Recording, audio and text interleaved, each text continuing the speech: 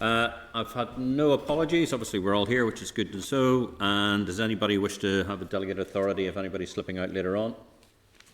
No. Okay, thank you. Any declarations of interests? Nope. Moving on to the next item of the business, item 3, Chairperson's business, non-domestic rates valuations, coronavirus bill. Members, the non-domestic rates valuations coronavirus bill passed its second stage on Tuesday and was referred to this committee for its committee stage. The committee stage is due to end on the 25th of January 2022. It is assumed that the committee does not wish to seek an extension. Are members content to seek evidence on the bill on Monday the 6th of December afternoon and to endeavour to hear from Hospitality Ulster, Northern Ireland Hotels Federation, Federation of Small Businesses, Northern Ireland Chamber of Commerce, Retail NI, Nilga Solus, and then to hear from the Department undertake clause-by-clause scrutiny on Tuesday the 14th of December in the afternoon. And therefore we could agree, as we said to the Minister, we would expedite this process throughout to get to report through on the sort of the 5th of January if we were content. Matthew, go ahead. Well, first of all, I agree we should expedite the process, having given that undertaking. I think that was a legitimate point raised by the Minister. And I just wonder if, in addition to that, do we want to seek either written or oral evidence from the Fiscal Council? Now, part of that would be asking them whether they feel that it's appropriate for them to give evidence, but it may be that they, it may be that they say it's not. It might be that they just want to put down. I feel a lot of our evidence is from business stakeholders, and we need to hear from them. But we also, given a significant part of this question, what we're addressing here is the question of fiscal risk and the tax base. Are we getting rich enough evidence on that side? Did the committee correct my memory? Wasn't it mentioned by Ian Snowden that they consulted with or they had exit advice from? Was the Yes, they did. Somebody remind me of what it was. It was something that was evaluations. Oh, the Commissioner of Evaluations. Is that what it was? I think that's someone who's. Is that? Well, let's check the Hansard record so we've got it right of what was the actual sort of organisation. But it might be useful to ask. I was thinking about asking them as well to come and either give written information or to come and speak with us. Chairperson. If we are content. Content. Great. Members, just to sorry, I think Mr. Alistair wants to come in, sir. Right, Jim. Sorry, I didn't see your hand up there. Did you say we would meet the department on the Tuesday rather than the Wednesday? Yes, we'll do some additional sessions. I think the proposal is, Jim.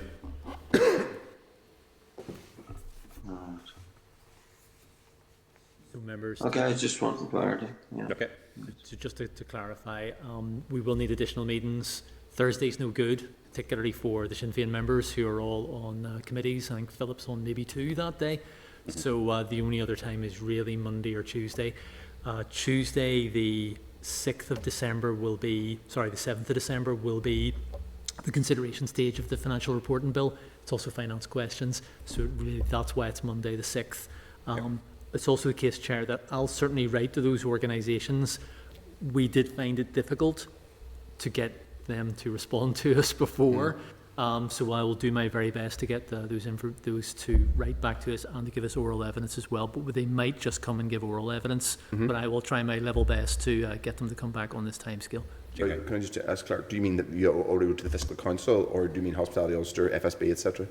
We contacted FSB, the Chamber of Commerce, and the Chamber of Commerce wouldn't respond, and the FSB gave us a limited response, which members saw before. But I think they were not quite, to be fair, they were not conversant with the bill. They were kind of surprised when we wrote to them. So we'll see what they say this time. Yeah, sorry. Keith, you want to come in there? Yeah, so you planned all that on the one day, all those sort. Yes. Yep. Fair enough. Yes, sir. Well, what else would we do? What time is the Monday meeting? Say again, Jim. What time are we talking about in those days? 2:15 in the Senate, and it would be a hybrid meeting like this one. Yeah, going forward. Is the I think that Monday's the day of John Bear's private members bill, which I certainly wish to make a contribution, but maybe I've got that date wrong. Okay. so that we can move on from the agenda item, we'll take that and we'll examine that and see if there's any other sort of issues that are due to come up in that particular time. Melissa, you want to come in? Is that both days 2:15 Yes. for the 6th and the 14th? Yes. So are we, next item, Peter, you wanted to talk to about talking to the examiner statutory rules? Yes, Chairperson, if the committee is content for me to, on behalf of the committee, to write to the examiner statutory rules and ask her to comment on the limited delegated powers that are associated with this bill. If that Are we agreed? Yeah. Agreed. Thank you, Peter. Sorry, Chair. Okay, yeah, so it's the Hunting of Wild Mammals Bill is what the member's talking about. It's, Second stage? it is, and I'm not sure what to do about this. I mean, there's going to be no good day to do this. So, Jim, if you would be content, I would like to go ahead and sort of take the evidence as we could, because we have made a commitment to having voted down accelerated passage. We have made a commitment to go through the process. So I'm sure that you could come in and come out after having made your contribution to the hunting of the dogs bill. it's Hunting of Wild Mammals Bill. It's Hunting of Wild Mammals indicative Bill. time is 1:30, so it does clash, and Jim would probably be fairly down the speaking list. So, Okay. okay. Yeah, we'll have to work around it as best we can. Thanks. Okay, thanks, Jim. I mean, the next item on the agenda, 3.2, city deals. As members are aware, the spending review document provided confirmation in respect of 40 million of funding for city deals during the period 22-25. It is understood that the Department's interim permanent secretary may be the senior responsible officer for these important projects. Actually, I know we've all read, like good members of the Finance Committee that we have, but there was a very interesting comment in here that was about city deals that said even though that we had 40 million, we give 20 million of it back because we weren't able to spend it, which is reported in this document. So I think I would quite like to write to the department seeking confirmation of the above and an update in city deals on a breakdown of how the spending is being allocated. I mean, I was quite surprised to discover that our minister is the SRO for the city deals. I presumed it might have been something to do with the Minister for Economy, but no, it's our minister working with the Minister for the Economy. So I'd just like that to have a sort of a breakdown, sort of seeking confirmation of how that is laid out, how the funding is laid out, and indeed understanding sort of the interrelationship between the pieces, because I don't think it's come on our horizon that we're responsible indeed for looking at city deals, but more than delighted to get some further information on it, if we're agreed. Chair, just on that, there's a document that went to the Economy Committee, Matthew, correct me, breaking that down, but some areas it's not exactly showing what's going where as yet, but obviously that document can be refreshed, but it's out there. Yeah. So the information's there. It does seem a bit strange that we're in a situation where you would want to have a single point of contact who would be the responsible person for it, an accountable person for it, and understanding, looking at the financing as it is laid out, there's a considerable amount of money, as I understand it, is going to universities and other areas. So we've got monies going between potentially departments, between sort of local government and back. It sort of covers both Belfast and other areas, and also includes Londonderry and Strabane and the sort of the city deals area there as well. And you know, I must admit, the amount of money is quite considerable, but I've never had it broken down or reported on or the rest of it. And I think it would be quite important that we do that, bearing in mind we don't have much left of this mandate, and we need to spend this. We need to get the city deals programme moving. If we're content, thank you. Next item on the agenda, 3.3, is the Fiscal Council. Members asked to note that I met informally with the Fiscal Council as agreed on Tuesday. Related correspondence is the tabled items which we'll consider later. Is the committee content to note? Content. Thank you. The draft minutes of proceedings, the draft minutes of the Finance Committee meeting of the 17th of November are at page 7. And are members content that the draft minutes are an accurate record of proceedings? Are we agreed? Agreed. Agreed. Thank you. No matters arising. Thank you very much indeed. Move on to the next item of the agenda. Can we invite Jane, Colin, Bill and Jill in? They're just in the agenda there. So.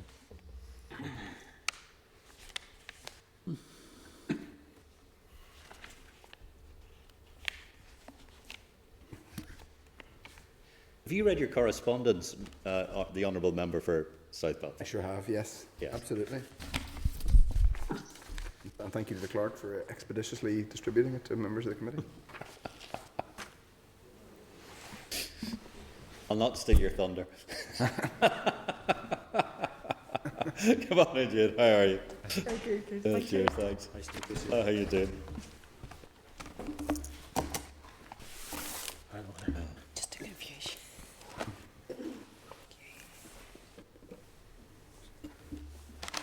Welcome, everybody. Welcome, Jane. Welcome, Colin. Welcome, Bill. Welcome, Jill. Can you all hear us? Yes, thanks. Thank you. Thank you very much indeed. We're now receiving oral briefing first of all, congratulations on the job. Thank you very much. And sort of welcome from stepping out of the frying pan into the proverbial fryer. And thank you very much indeed for taking the time and coming along to talking to us as well. Our sort of main focus in this session, team, is we're talking about the RHI Action Plan, the sort of the NICS issues that come out from it as well. And we've got in front of us a sort of, is it Dr. Jane, or do you want? I prefer Jane, if that's okay. Okay, Jane, happy with that. Jane, who's the new head of the Civil Service. Colin, who we've met before, Interim Permanent Secretary of the Department of Finance. Bill, who's the Director of Strategic Policy. And Jill, who's head of HR. And the rest of it, welcome to it. Relevant papers are as follows. Peter's briefing note on page 19. Minister's briefing on NICS reform on page 29. Ministerial correspondence relating to the review of recruitment and selection at page 31. Memorandum of reply, capacity and capability in the NICS at page 35. Ministerial correspondence relating to the RHI Action Plan, including the MOU with the TEO at page 147. RHI Action Plan and executive responses at page 154. RHI Lessons Learned Report 2018 at page 232. An additional table item at page 3, which is the letter to do that as well. Jane, over to you. Thank you very much, Chair. Just want to check you can all hear me. Okay. Yeah. Really delighted to have the opportunity to be here, and thank my colleagues as well from Department of Finance who've also joined me. I've just prepared some oral briefing, if that's okay, Yes, just to bring you through, and then we can get into some discussions. Given the importance of our work across the civil service and the wider public sector, I look forward to hearing your views as to what works, as well as hearing from you about what could work better. There are a number of crucial areas where I hope we will be able to work closely together with you, perhaps most prominently the work to strengthen our civil service and to prepare it for the future. I've looked forward to my appearance today at the committee, and I'm familiar with being accountable to reporting to shareholders and to investors and stakeholders, and I know the benefit and that sort of constructive scrutiny and challenge can provide, so I welcome your input today. In my role as Secretary to the Executive and Head of the Service, I see an opportunity to rethink what we do and how we do it. I'm determined to bring new energy and ideas to each of these crucial functions. I want to set out a positive agenda today for how we can move forward. As I know you'll appreciate, we're at a critical point in our history, a time in which decisions taken now will affect generations to come. Given the importance of our work across the service and the wider public sector, I look forward to hearing your views as to what works and what could work better. It is my intention to work hard in support of the Executive, both to deliver this mandate and to prepare for the next one. Part of that will be about paying attention to the transformation and the modernisation of our civil service. As you may have noted, my experience has been largely in the private sector. I've worked for 25 years in large multinationals, spending significant time overseas. I've worked in start-up companies. I've also spent 7 years as a partner in a venture capital fund. But most recently, over the last 18 months, I have worked as Belfast Digital Innovation Commissioner. In that role, I saw the impact of the global pandemic together, the critical need to deliver a recovery plan that works for everyone. Unprecedented though it is, the pandemic is just one of the significant challenges we face. We need to rebuild in the wake of COVID and also tackle the systemic difficulties which already existed in our systems. Moments of discontinuity, such as we are experiencing, also provide a platform for delivering change. We're embracing opportunities to transform and opportunities to improve our services and our economy. and I was keen to take up this role, having observed the way in which the Northern Ireland Civil Service adapted to the complexities and challenges in the last 20 months, supporting the restoration of the new executive, the negotiations, legislation and operational arrangements for EU exit, and a response to the pandemic. In taking forward this huge and vitally important programme of work, the service demonstrated agility, resilience and public service motivation. Moments of disruption, such as we have experienced, can shine a light on opportunities for new thinking, specifically on how we do business and how we can deliver the civil service of the future. We want to make the civil service a more attractive, diverse and inclusive place to work, while continuing to deliver and enhance services to our customers in addressing the challenges ahead. The agenda I want to pursue will build on these qualities, learning from the new ways of working which we developed during the pandemic, developing and enhancing our strengths. But at the same time, I am conscious that we must also give serious attention to those areas where our performance has not always been what we or the public would wish. In particular, we need to act on the findings of the RHI inquiry and deliver against its recommendations. Similarly, we must also address the recommendations of the PAC report into civil service capability and capacity. I give you my assurance that I am committed to doing this.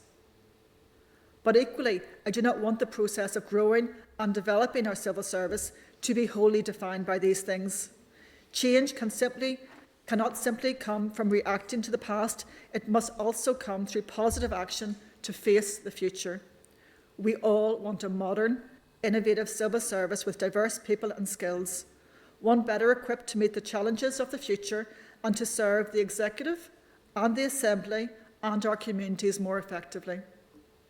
I want to build on these qualities, to learn from the new ways of working which we developed, but I am conscious we also must address those areas where their performance has not been as the public would wish. Having met with a range of colleagues right across the system, it is clear to me there is a real and genuine appetite in the service for reform and improvement. I am the chair of the Northern Ireland Civil Service Board. I know we want to deliver a modern, innovative civil service with diverse people and skills, one better equipped to meet the challenges of the future and to serve the Executive, our communities and the Assembly more effectively. And we have already started, including many aspects called out in the PAC review. Since my appointment, we have reconstituted the Northern Ireland Civil Service Board. As identified in the PAC recommendations, we have new terms of reference and we have a refreshed mission to lead and to deliver change. I will refer to it subsequently.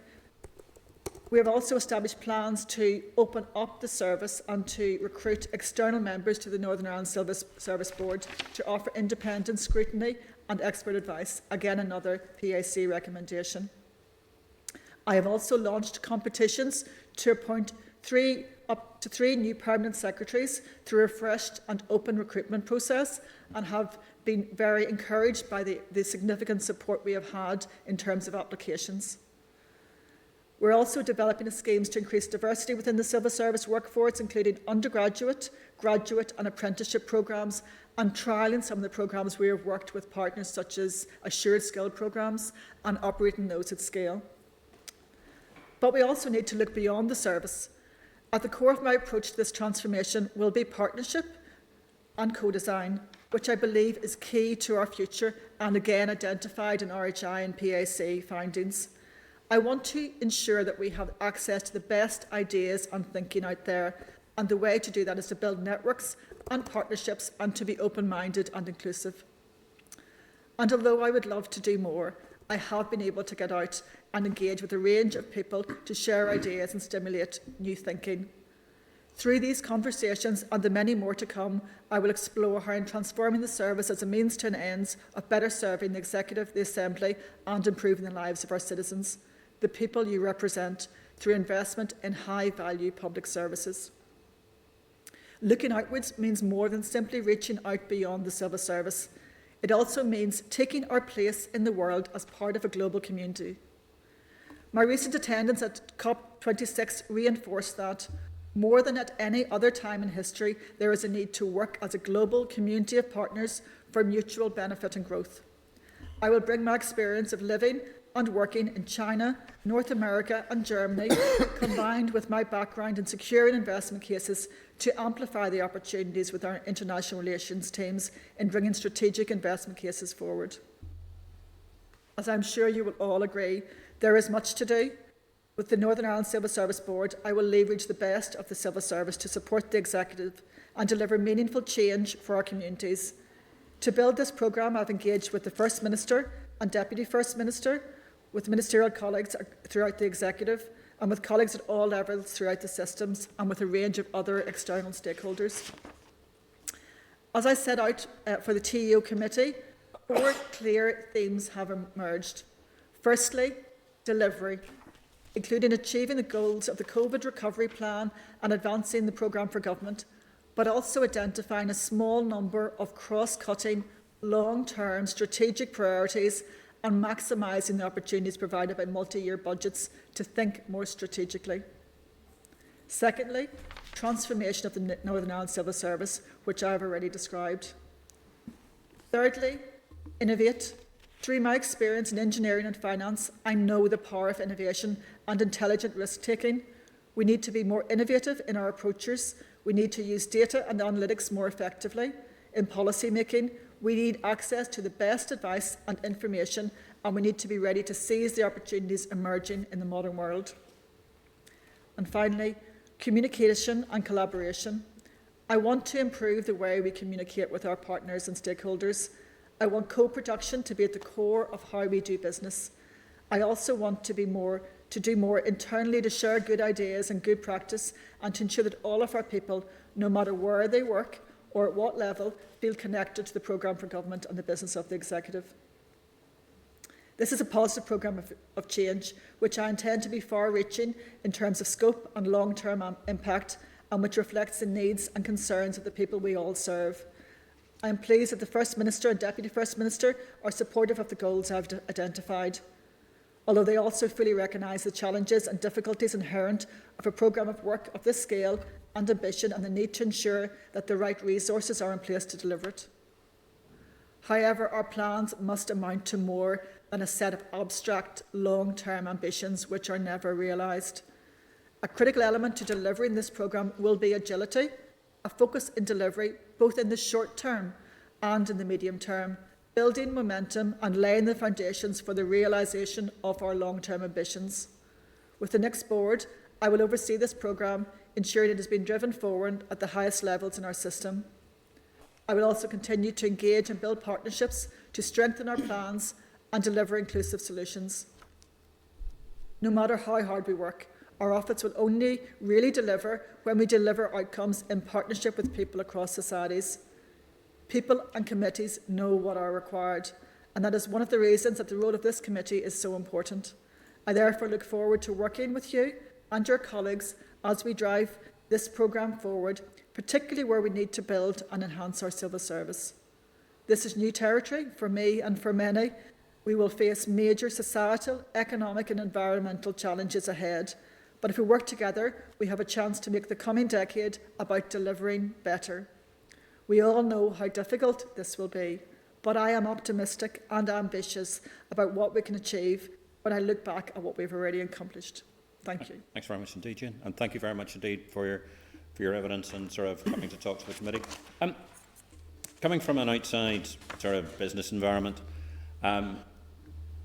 when you were first away, Dave, did you do a SWOT analysis with your team, and what were the strengths, weaknesses, opportunities and threats you identified in the NICS? Yes, thank you, Chair. And I'm a systems, I'm an engineer, electrical engineer, and... I've heard you do the SWOT analysis before the City Council, so I wanted to hear what you said about this place. Yeah, so the first piece is the data gathering. So I didn't sit down with the permanent sex actually at that stage to do the SWOT analysis initially, but we are going through that process at the moment. What I did was I looked at all the reports, and actually there are any number of reports about the civil service and recommendations and strategies. And I guess part of my inference from that is we need to move from strategies and action plans to delivery as part of that. So I gathered the data. A critical part was actually engagement. So every Friday afternoon, I spend time going out meeting with stakeholders. So my third day, I went to visit Magabry. I've been out with all our civil service departments across the place. I'll be out with some schools this Friday. So listening, I tried to listen more than I spoke during those initial engagements. I'm in week 11 at this stage. So I performed that whole data gathering piece, and I guess where I am synthesising in those 4 key themes that's come out of those discussions, and also engagement with the permanent sector around the table. So I think what the RHI and the Audit Office report has given us, it has given us a clear definition of where the areas are that we need to make change. And we are at a moment of inflection. COVID has brought us to a moment of inflection. So we have clear identification of issues, and we have a clear mechanism to show that the civil service has been able to transform and move quickly in the last 20 months. And we also have big challenges ahead. If I look across the system at Northern Ireland, we have big systemic issues. Our productivity has not changed substantively over the last number of years. We have the lowest levels of productivity. We have the highest areas of economic inactivity. So I've spent time talking to the ESA colleagues to understand the breakup of that. 50% of those 27% come with mental health issues, and that has only been exacerbated by the pandemic. Indeed, our under 25s will be more adversely impacted. So how do we look towards those big skills pieces in terms of those long-term 10-year objectives?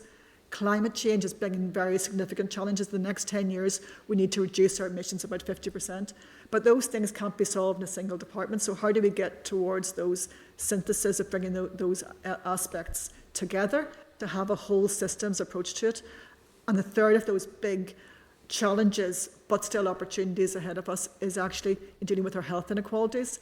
From where I was born in North Belfast to where I live now, in this year, you die 7 years younger if you're a man from those 2 areas. So those are our big things that we need to actually bridge in terms of changing in the next 10 years. And those are what I am working with the departments, and also, of course, with the executive to look to see how we can have longer term functions. So if those are the big things we need to achieve, actually, what interventions do we need to put in place to deliver on those? So for me, transformation is an end in itself. It's a necessary thing we need to do to deliver that step change for the next 10 years. So that has been the synthesis of coming up with those 4 areas. Big delivery, what are the cross-cutting functions we need to deliver in? But actually to do that, you need to transform the capability and capacity of the civil service. You need to build in that expertise. You need to build in that innovation, that outward-looking horizon scanning to be more engaged and connected towards those big opportunities. And then you need to ensure that you're communicating and co-designing with those areas. So I think in matching, the strengths and weaknesses we have now towards that future opportunities and threats, this is a moment where we need to match them. We need to be really clear in it, going behind our strengths, and our strengths is a highly engaged public sector, from my experience of working with them, but also the areas that we've identified in capability capacity. How do we embrace the changes required for that to address the opportunities that we have ahead? Okay, thanks. Bill wrote a very good report. I think he wrote to the RHI inquiry back in 2018, and he laid out in the back of the sort of report when he wrote to it, and he also laid out in sort of the annexes what were the sort of the things that were actually being done for NICS reform, and everything from changes in the senior management to delivery outcomes and all the rest of it. But that was in 2018. And here we are about to go into 2022, and a lot of those things haven't actually occurred. So is there any, have you had a chance to identify what is the blockages in transformation that there's been so far? Because I think we know what the problems were. And so Bill wrote a very sort of quite, it's two sort of papers he sent. I think we've got the dates of them in April and sort of later on in September, October. He very clearly laid out what the problems were. And the annexes seem to be a very good sort of aide-memoire of what needs to happen. Yet here we are, sort of, and I know you've just arrived, but here you are, and we haven't actually actioned any of them. And indeed, it was stated at the time then that the Northern Ireland Civil Service Board or the senior management we're enacting these changes, yet the changes haven't occurred. How can we make sure that the changes actually do occur? And, you know, I really get your mission, and, you know, I'll ask you what your mission statement is and all that kind of stuff later on, but I really get your sort of desire to make it happen. But how do we get from the fact that, you know, we knew what we needed to do in 2018, here we are in about to go into 2022 and we haven't done it? Thank you, Chair. So I maybe ask Bill to come in at the appropriate time, but just to give you a reflection, maybe on RHI, and up until the last 20 months, when I looked up to the hill as a citizen, thinking RHI, you know, what's going on, you know, it was never an organisation, I never aspired to be in this position, but actually over the last 20 months, when I was in the view of the public sector, I saw how quickly it moved and actually delivered, it turned and it was innovative. Through part of that. So I just want to be clear, the reason I think that I can bring some level of change is I've come from that background of delivering that transformation, but also this, I didn't come to dismantle the civil service. I came here because I saw good people working really hard, and I'm sure around your days you've met those brilliant people, and I saw the opportunity to deliver better outcomes for our people. So whilst I can't talk about what happened up until, I can explain and give you evidence about what happened up until my appointment. I can tell you about my experience coming in, you know, previously at an arm's length working with departments, but in the last 11 weeks.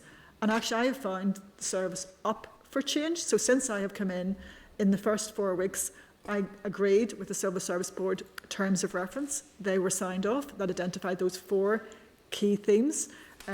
The permanent secs, as part of those 4 themes, have stood up. I've identified 4 permanent secs who are leading a programme of work. They're presenting back to the next board this Friday on actually what the short-term, the medium-term and longer-term aspects are for those. Those involve recruitment of key skills, scientific people, data people looking towards our comms, so identifying not just a strategy to do this and that, but actually what do you need to do to create that change mechanism. I have signed off an MO. Do you think you've got the, I mean, I know what it's like coming in as a chief executive, and a lot of times you come in and you think, you know, I've been brought in to make change, and it's quite evident that, you know, the institution doesn't want to make change. Are you confident that the Northern Ireland Civil Service is ready to embrace the change that it needs to make? Because some of it's going to have to be quite radical if we're actually going to have to deliver. Yeah, and that's towards my point previously when I looked up on the hill 20 months ago and thought it was too hard, and, you know, what's happening up there, and that I couldn't be a kind of a change catalyst for it. When I worked within the Innovation Commissioner role, I worked really closely with Department for Economy at that stage. I was Innovation Commissioner, how we put innovation, and they were absolutely up for that change, and I guess I brought in some level of expertise and difference. And that's why that gave me thinking, okay, if we bring in some of these skill sets, we can actually, this is an organisation which is up for change. And also it did change in the last 18 months. Since I've come in, and I came in, you know, I'm not naive, I'm coming into a role, I am the first external appointment, I'm the first substantive woman, I'm the first under 50, I'm lots of firsts and things. So I came in with my eyes wide open, but honestly that has not been the experience I've had. And of course, in any organisation, and I've worked in many different organisations, there will always be some individuals who will be more supportive than others. But I have found it a very supportive and embracing organisation. You know, I asked for leadership, so I was very conscious I didn't come in and say, have it all worked out. These are the 4 key themes, because it's really clear, and that's come out of the audit office report. Because actually, I'm one person in 23,000. This needs to move that organisation. So I need to get the hearts and minds. And we talk about RHI and audit office, and there are very significant things, and it was, a defining moment for the civil service, but I don't think it should define us. But those will produce actual policies and implementation. But unless you get the culture change and you get that move and change, it has much more limited impact. So I see my role as providing that leadership and defining that culture change, and of course bringing in new people around different tables as well, and the permanent sec recruitment is part of that. They're looking towards bringing in undergraduates and graduates as part of that. And I will have challenges ahead. I'm not naive in thinking of that, but actually it's been a very positive rationale from that as well. And I guess what we need to do is not to say, I can't say I'm going to change everything in the service in the first 3 months. You know, where do I choose to prioritise my time in the midst of it? What will make the big differences? SIB, I'm going to be involved in the appointment in terms of the chair of that board, because that is a big strategic play for us and it's important for me to be involved. Permanent sec pieces are also really critically important. Relationship with DOF, critically important, my role in the executive as well. But I really need to be really clear where the bits are I can make the difference. You know, performance development for the permanent sec is a really important area for me as well, because that needs to trickle down. And I guess you know the organisation structure of the executive and the ministerial control. A lot of this is soft power and influence.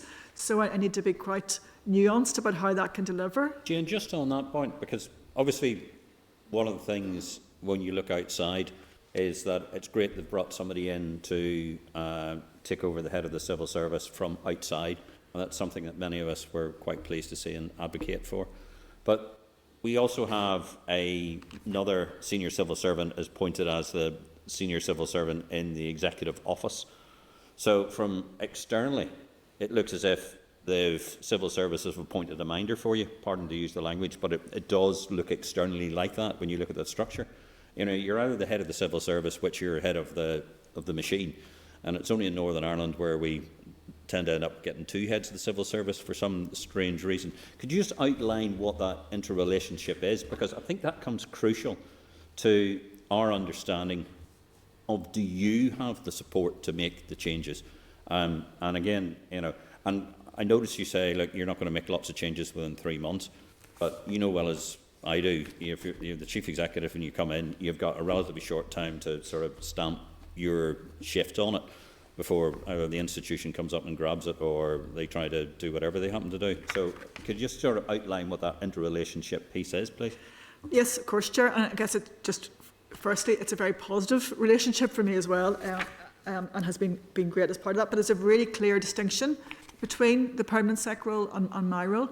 And what had been the practice over the last 10 years actually was that the accounting officer within the department was actually a grade 3 level. So that the head of the civil service didn't hold an accounting officer role. So this has been replaced to that the permanent sec, Dennis McMahon, is the accounting officer for that overall, the operational delivery. And as you'll be aware, within the executive office, there are substantive operational projects like the TBOC, the urban villages, those programmes, historical institutional programmes as well that are running, which actually require very significant operational oversight. The differential of the role allows me to actually act more strategically and more across the service. It allows me more time to spend and to be focused on those big Northern Ireland Civil Service Board areas, enhancement, delivery, indeed, of the RHI and the Audit Office recommendations and plan, and to spend more time in looking towards those future level programmes. So actually there's a very clear delineation between the actual roles that are defined, although there is a very close cooperation that I have with Dennis McMahon through that. And I would say that it's been optimum for me in terms of doing those areas, because I would So the Henry Kissinger question is, who do I go to see? The head of the civil service? It's very definitely you. It is very definitely me, yes, absolutely. And to use another American tautology, using the Truman thing, the buck stops with you. Absolutely, absolutely. I'm very clear about that. Okay, thanks. Just one final, and it's probably a slightly more sort of techie question. The Group Internal Audit and Fraud Investigation Service review found that not all the departments were compliant with the whistleblowing legislation. Are you going to make sure that they are all compliant with the whistleblowing legislation? I guess, of course, we're aware of the whistleblowing legislation, and we were discussing with our colleagues prior to this. Obviously, there was some media attention, so I'll perhaps pass over to my colleague, Colin, to respond to that. Simple answer to that is yes. So if there are any set of audit recommendations that come back or identifying any issue like that, we're not in line with good practice, we'd certainly pick it up and deal with it and respond to it positively. So that's the intention. Do we know which departments weren't? I don't have the detail on that. Couldn't let us know that, could you? That would be quite useful for us to be aware of that. Okay, thanks. Matthew, you're up. Thank you, Chair. Who is the senior responsible owner for the Civil Service Reform Programme? We have, I think, thank you. Thank you for your evidence, by the way. Sorry, thank you, Mr. Toole. I think we've shared the MOU in terms of the agreement that we have with Department of Finance.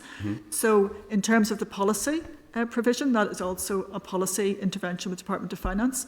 I own leadership of the Northern Ireland Civil Service, most significantly through leadership of the Northern Ireland Civil Service and leadership of the Permanent Secretary roles. So whilst I don't own policy responsibility, it is my responsibility to look towards how that leadership is provided within the Permanent Sec roles and the cultural piece that needs to be delivered in order to fulfil the policy piece. I don't know whether, Colin, you want to come in? Just to take that through then in terms of the SRO question, it's one thing developing the policy and setting how you think that's going to be brought forward. The implementation will sit in terms of NICS reform will sit with the head of the service. Make sure that that's driven down through Perm Secs, Grade 3s, right down through the organisation, across all the different departments. So that sits in that space. So there is a collaborative relationship there, but in terms of the implementation, that's very, very clear as an SRO role where that would actually sit at an operational level. It's definitely you. Ian. You are the SRO for civil service reform, and you're responsible for delivering it. Just to be, because you can understand, we got a briefing from the department beforehand, and it said, I'll sort of read it briefly, in order to deliver this civil service reform, the Finance Minister, as Minister, is responsible for the general management and control of the civil service. We've covered that. We'll work with First Minister, Deputy First Minister, thereby enabling Hawks to work collectively with the next board and Permanent Secretaries to plan and deliver reform and modernisation of the service. There is a bit of, I'm not going to say it's confused, it's slightly confusing in first reading. So it's reassuring to hear you say that you are the SRO for civil service reform. Could I just add something to that as well? It's a very broad church. Civil service reform is absolutely huge.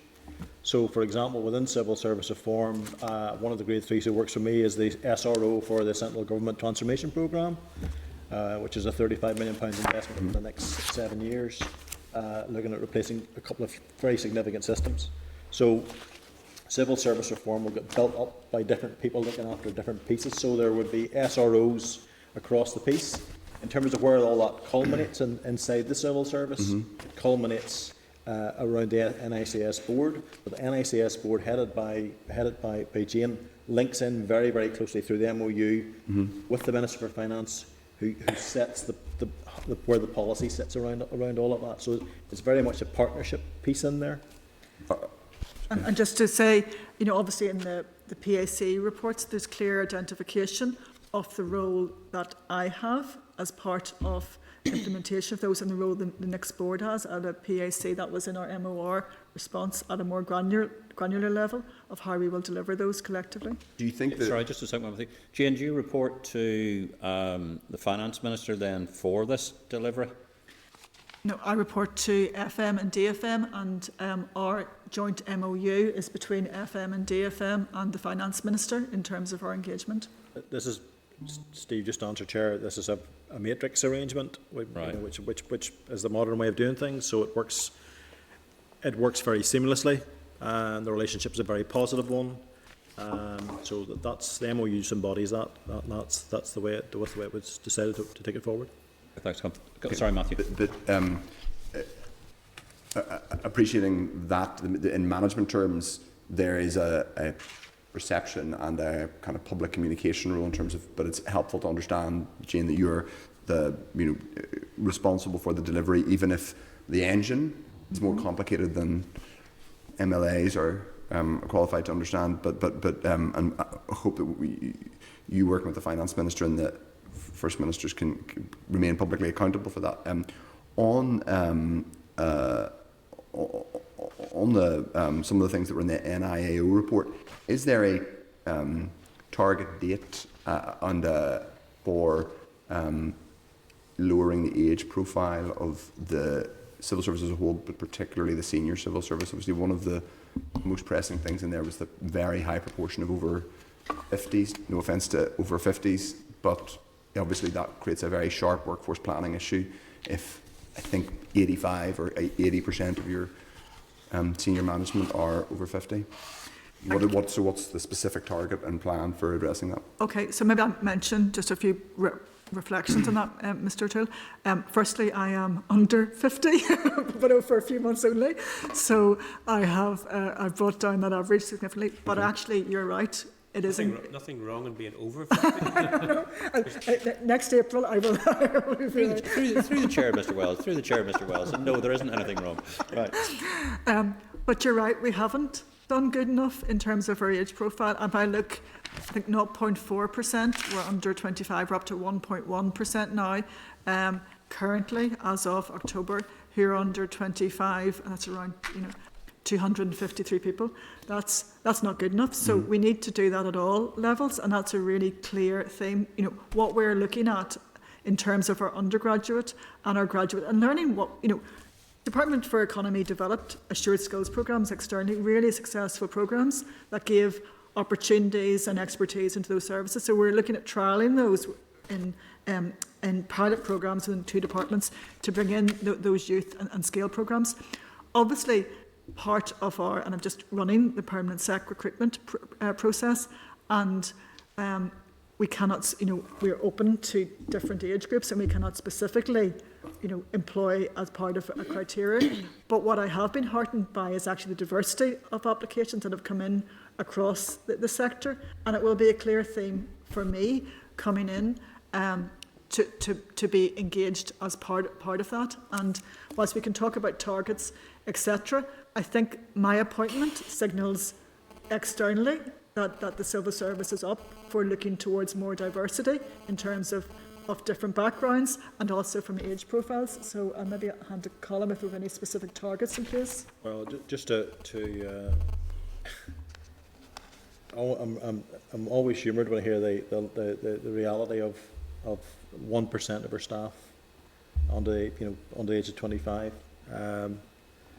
In that category, I think it's a really big challenge in itself. Setting aside the SCS for a minute, the fact that we had the voluntary exit scheme, the fact that voluntary exit scheme then was compounded by a moratorium in recruitment in terms of all of the cost-saving measures, those factors are now felt very, very strongly.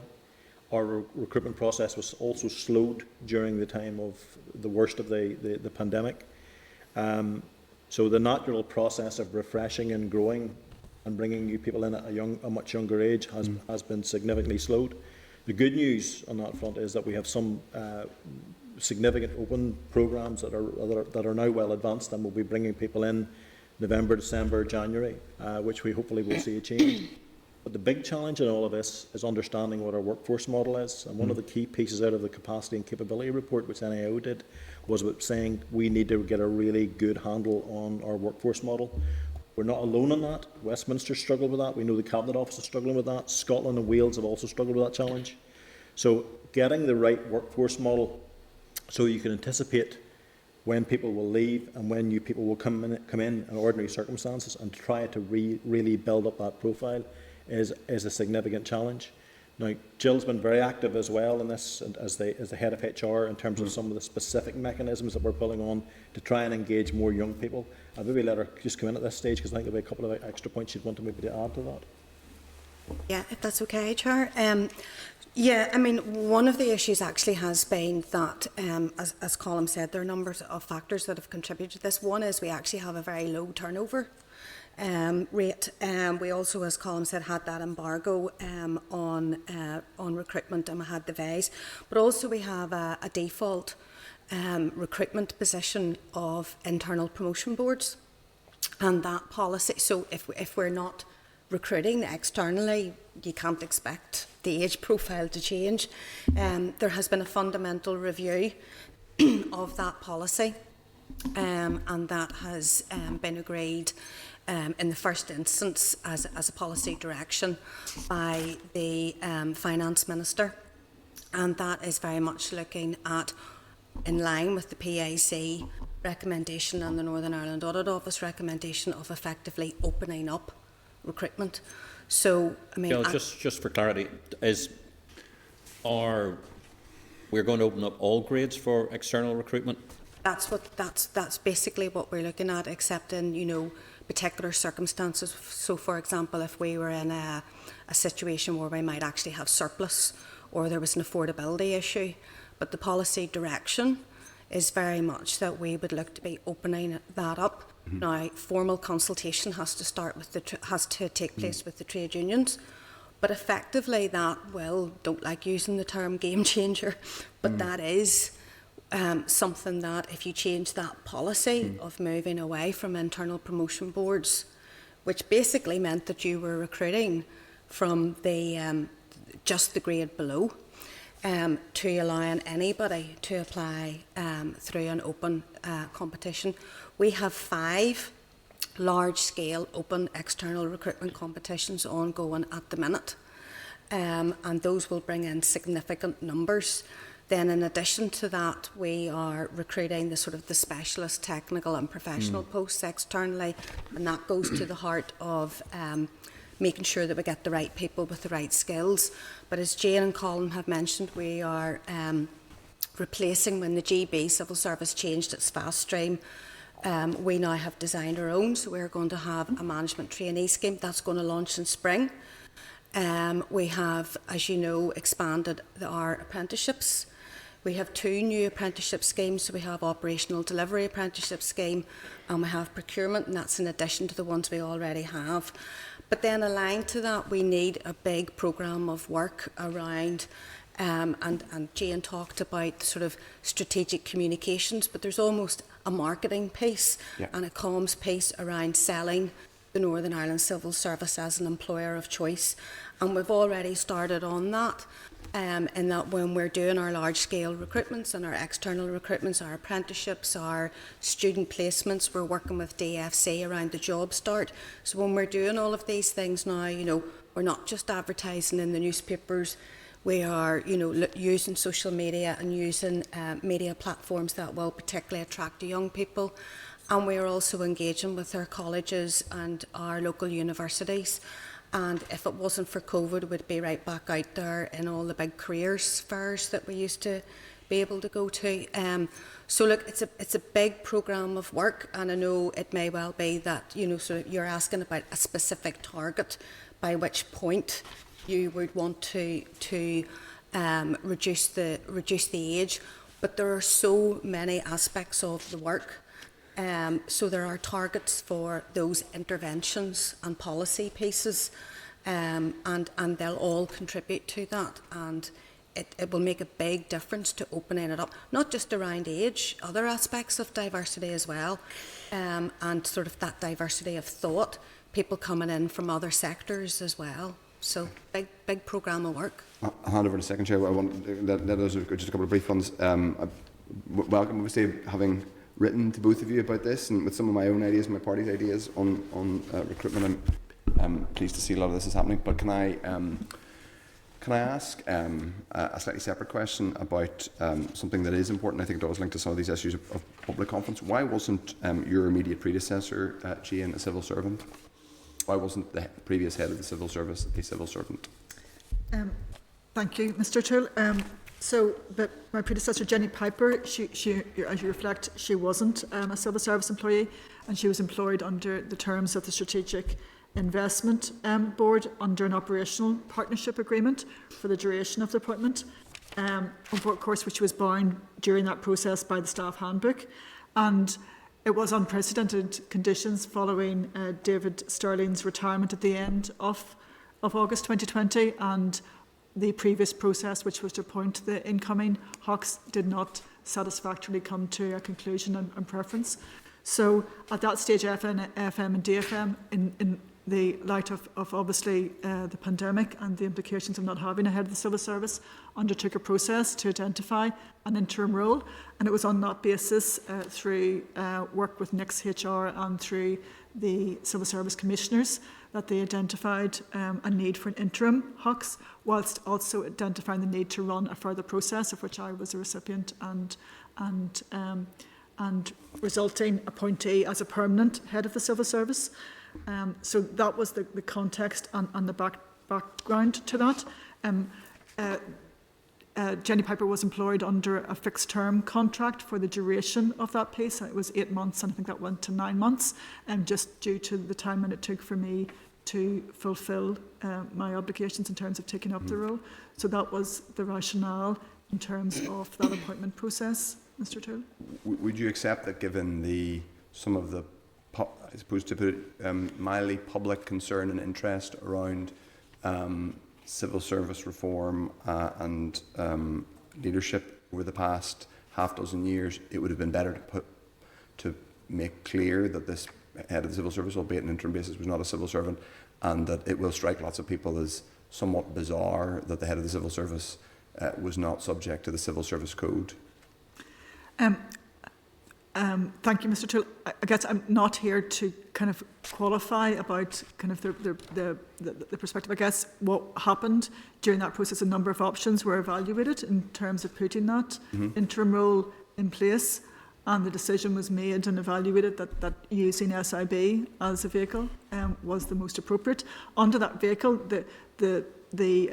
I understand the individual was also bound, obviously, by the SIB handbook in terms of reference about the confidentiality agreements required as part of that, and that was the process that was undertaken at that time. Mindy, but just in your role now, in terms of perception, and you referred to perception of the civil service now as something you care about, what people, the average Joe or Jane blogs in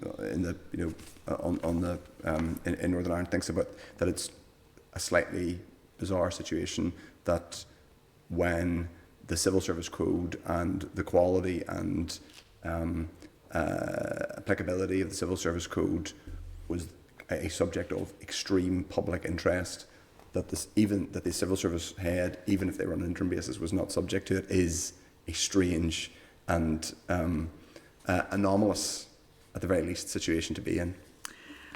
I think at the time the decision was made, it was a strange and anomalous time. That we had a position where there was no head of the civil service because Sir David Stirling had retired from that position.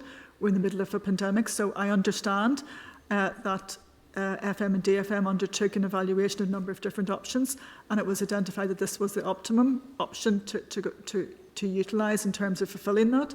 There were obviously obligations as part of that which were passed through, and it was through a secondment contract.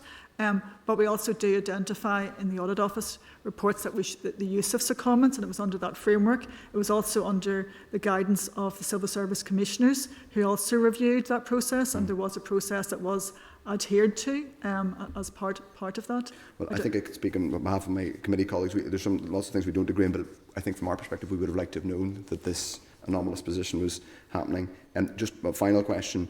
Matthew, just to come in for one.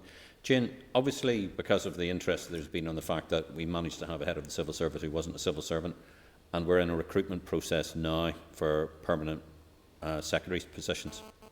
And I think it would be quite useful if you could state now that anybody who's going to be in a senior accounting position or responsible position within the civil service will in fact be a civil servant, because that does bring into some real questions about going ahead in the future.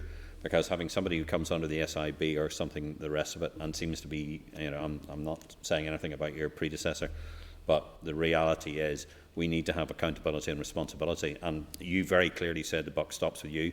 But if you're not somebody who is the head of the is a senior civil servant and is part of the Northern Ireland Civil Service, can you make that commitment that the senior post will in fact be filled by civil servants? Yes, thank you, Chair. I can make that commitment. I will be open and transparent as part of that process, but also as part of the provisions of the Audit Office recommendations, it also looks towards secondments as part of that, which may come under a different mechanism. Obviously, we will work with the Civil Service Commissioners. Clearly, as part of that, maybe bring in Jill just in terms of the recommendations that came through.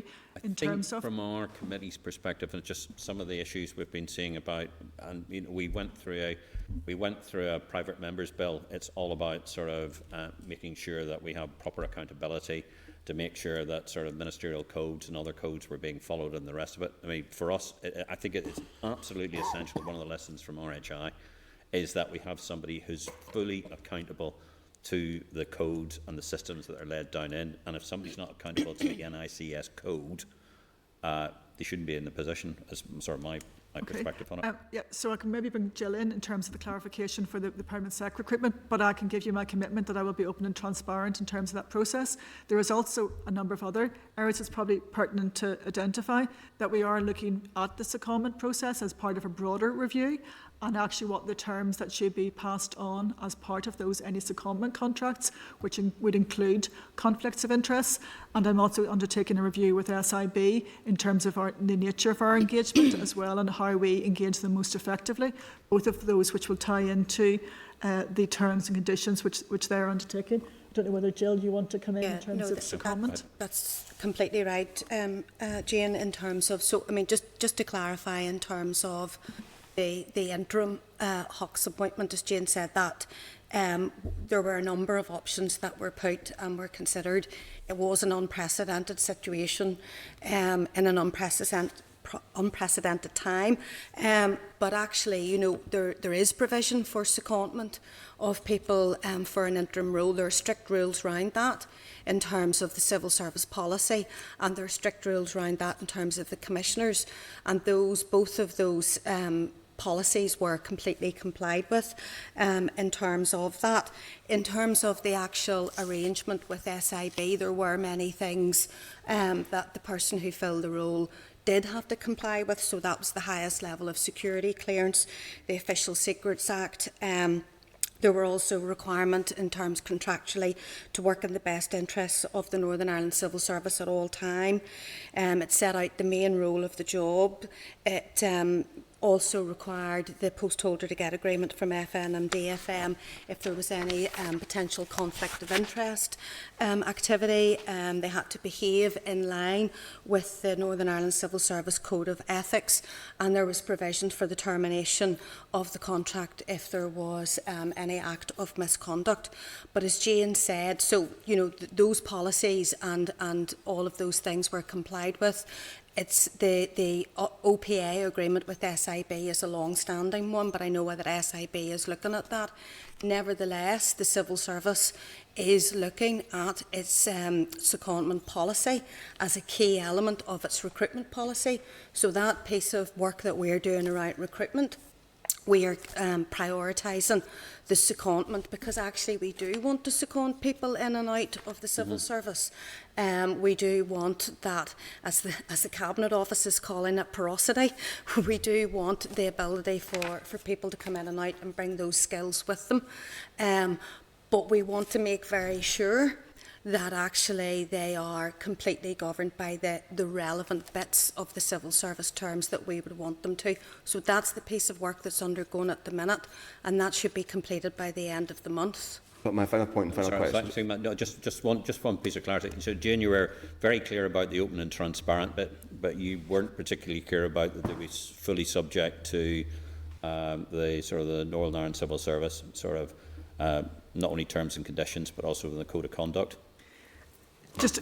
And that was reflecting the piece that the roles that are advertised are also open to secondment opportunities. Yeah, I'm sorry, we'll get the secondment bit, but our concern is that if a secondee, you must be subject to the same rules of discipline. And also identified that Nick's HR are undergoing a review of those. So it's not in place yet, but it will be. But it will be within the next number of weeks. It will be before any appointment is made in terms of that. So we are reflecting on the need to make sure that secondments are leveraged to the best advantage. Obviously, it's an opportunity to bring in new and diverse.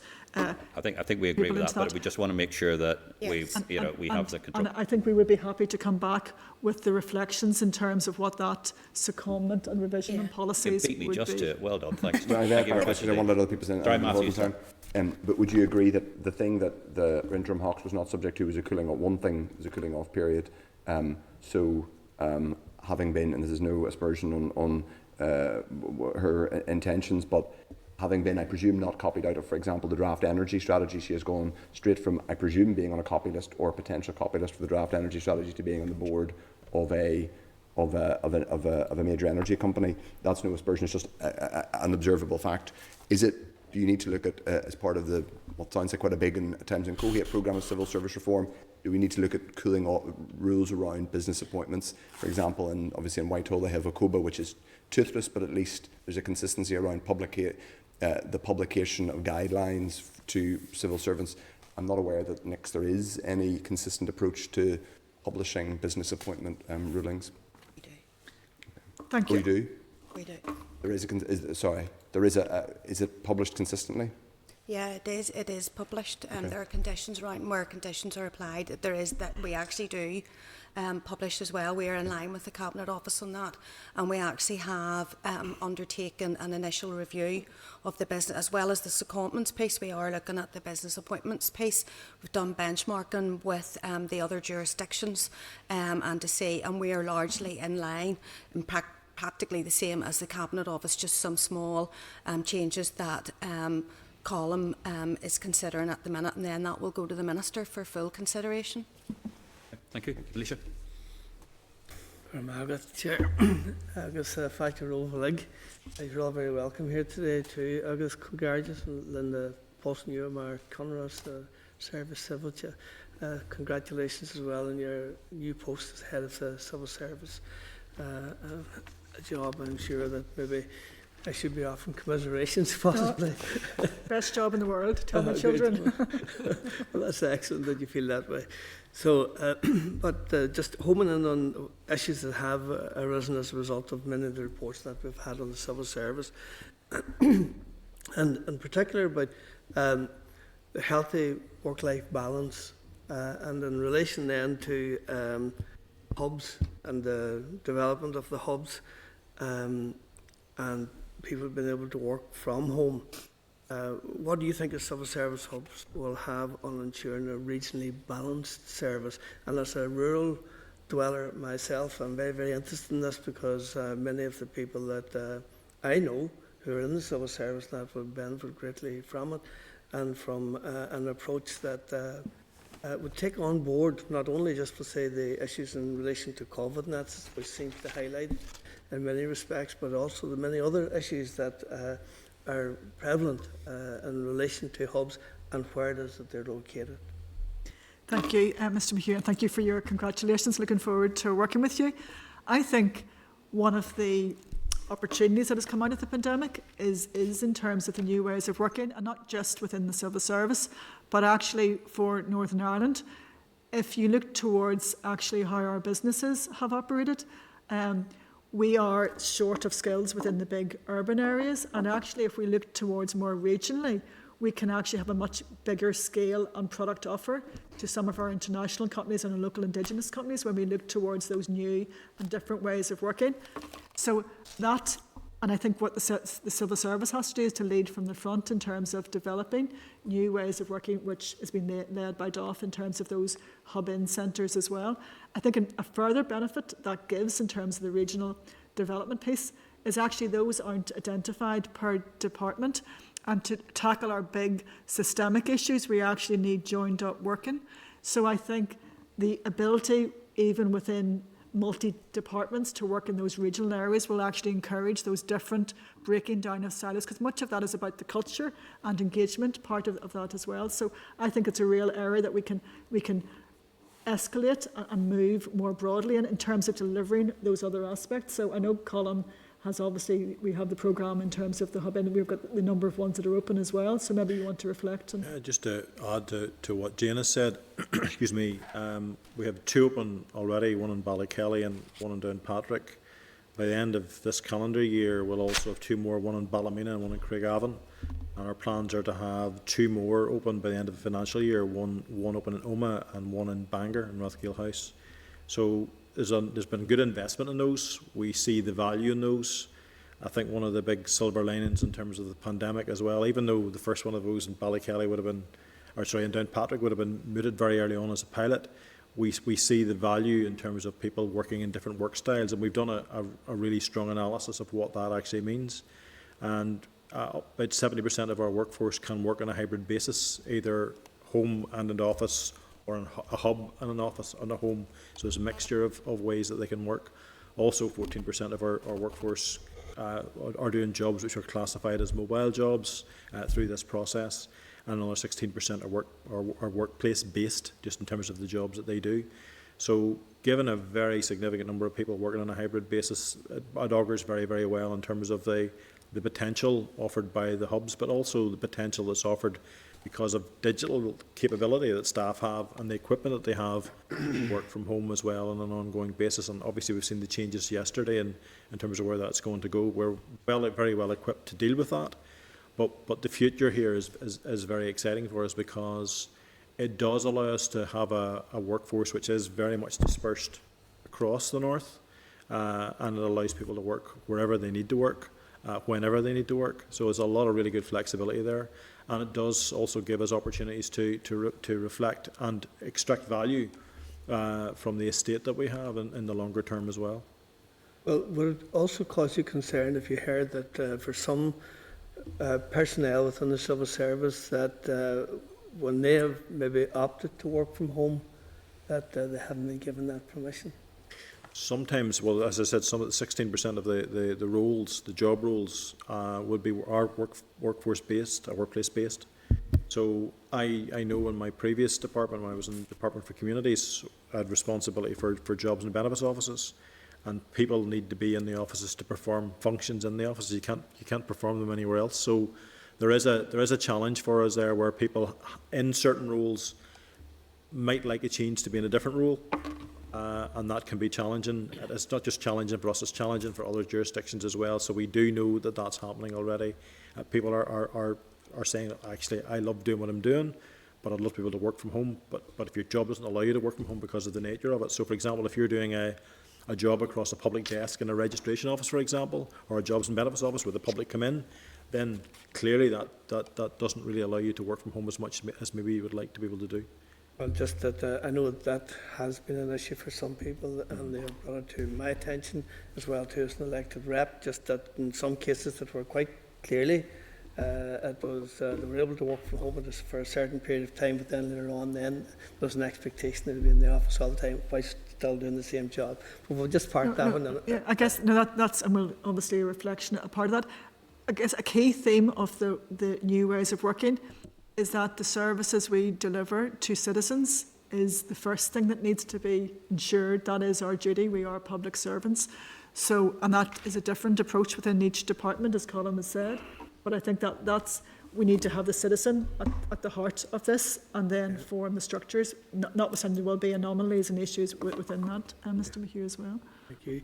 And one other issue just that has been raised in the various reports that we would have had is that there's a general feeling that within the civil service that they haven't recruited, we'll say, the real expertise in certain areas to fill particular roles. And in fact, whenever we hear about contracts not being negotiated and the lack of expertise there, and I'm sure that you and your new appointment have been made aware of that as well too. And I asked just what strategies are being adopted now at the present time in order to deal with that particular problem. Yeah, well, no, thank you, Mr. McHugh. That's a clear priority for me, and I come from a kind of technical expert background as well. So I talked about some of those 4 key priorities. One of those is in innovation, and actually what are those core skills and capabilities that we need to build in-house. And I would think we need to have them as Northern Ireland Civil Service. Core capabilities. You know, we use a lot of consultants which are there for a time and place, but for me they should only be used as dealing with overflows or specific project pieces. We shouldn't outsource our core strategic thinking. We need to build a core strategic thinking core. So some of those roles identified through that analysis we have done is that chief scientific advisors at the core that can provide broader input into cross-departmentals, but also can be outward looking, you know, and can do that initial assessment. And I saw, you know, in the RHI recommendations of who does that initial triage and really checking hard if these are the facts and figures before you go near a consultant. We absolutely need to build those core skills internally, because to be strategic, we need to have those in terms of forward-looking horizon scanning. So I'm deeply committed to developing that. That's one of our core themes as well in terms of delivering those aspects. It's very encouraging to hear that. And I know I have other questions there, but I'm sure that the other Militia, we can have one more. No, sorry, I'm sure the other representatives will be able to ask the same questions. I'm dead conscious just of time in that respect, but thank you for your answers. Thank you. Thank you, Mr. Okay, thanks very much, Dave. Pat? Thank you, Chair. I'll not be too long, and thanks very much. Jane, Colin, Jill and Bill. I come from a small pub background before I was elected quite later. In fact, this is my first mandate. And as we come to the end of this mandate, and you've said about that 10-year plan of where you want to be, and I wish to wish you all every success in that journey. You opened up with productivity, where we are with productivity, and coming from that business background, how do we change the productivity, for the want of a better word, of the Northern Ireland civil service? Can it change within? Is it changeable? And naturally, you've taken on the job and you believe that that can change. When I look at other jurisdictions and I see the amount and the numbers of civil servants compared to population, I believe that, am I correct in saying that Northern Ireland is quite heavy on that? So how do you go about making those savings, where we can make those savings in order to feed into our public services much better, and by taking them away from the costs? Instead of having 3 or 4 barmen, if you could get that same job done with 2. It's not a case, it has to be better. And are you up for that challenge? Because that's going to be quite ruthless within the civil service as we have it at the moment. Thank you. Thank you, Mr. Catney, and appreciate your long-standing tenure and your background. The first priority for me, obviously on the direction of ministers, is to deliver better value and services for the people of Northern Ireland. And I guess that's where I start. So in that productivity element, you need to focus. You talked about SWOT, the areas where we're actually really good at, and we have got brilliant sectors, and tourism and kind of the hospitality is a really strong sector, but those areas like fintech, where we're growing, we're the #1 destination for US FDI investment, and those skills and those jobs and those opportunities for our young people who are going to be very significantly impacted with the result of the pandemic. How do we provide those pathways? You don't need to go to university for 4 years to take up many of those jobs. So those pathways to invest in the sectors which will give you higher productivity. The second part of that is we can't have 27% economic inactivity actually as part of that. So we need to systemically go after how do we get that down at a level, drill in, and I know Colin was in charge of the department, but drill into actually where are, and those are long-term, systemic, really difficult issues. I went to Maghabri on my first week, and 71% of the people in Maghabri left school are between 14 and 16. So that's where the system fails. And actually, if you come from a lower economic background, you die younger. And 91% of the ones in Maghabri had alcohol and drugs addiction. So that's where the whole thing gets you to. So we need to solve the problems of those economically inactive and bring them into the labour market, because we'll never reach into a high productivity sector in Northern Ireland unless we bridge. You can't have 27% not participating, notwithstanding the long-term impact it has on those and the social injustice. So that is, I guess, looking at what do we need to be in 10 years, not to be here, but to give that hope and ambition. And I guess why I'm minded to do that is because Northern Ireland people are brilliant. We are so ambitious and we are so entrepreneurial, and you're in the entrepreneurial trade, and we deserve to have those perspectives. If you look at Thompson's Dock, it was built for a ship that was never imagined to be that big. That was what we did 100 years ago, because we were so ambitious for that. And the reason I came into the service was actually I saw that ambition between public sector servants who I worked with, and I thought, well, I have ideas and views that can actually bring in to actually make that change. Very ambitious programs, decade of innovation in the economy, but you can't solve the economy in the economy. You need to go to schools, and you need to go to communities, and you need to have the right labour workforce in our health services, and that feeds into those other aspects. So it needs a whole system view. And then in doing that, back to your original question, you need then to define actually And I didn't come in to dismantle the civil service or to do a hatchet job, because there's people there I respect and they're all around me today. And you know, life is hard enough rather than going in for those things, and it is a hard job. I came in to build it for what it needs to be to deliver those outcomes for the next 10 years for our under 25s and for those people who are third generation unemployed, and how we get those pathways. And that will deliver for our economy. That will deliver us something, a big step change. So I know it is going to be really challenging and difficult, but actually that's the prize if we can go after that. And that will drive productivity at all levels.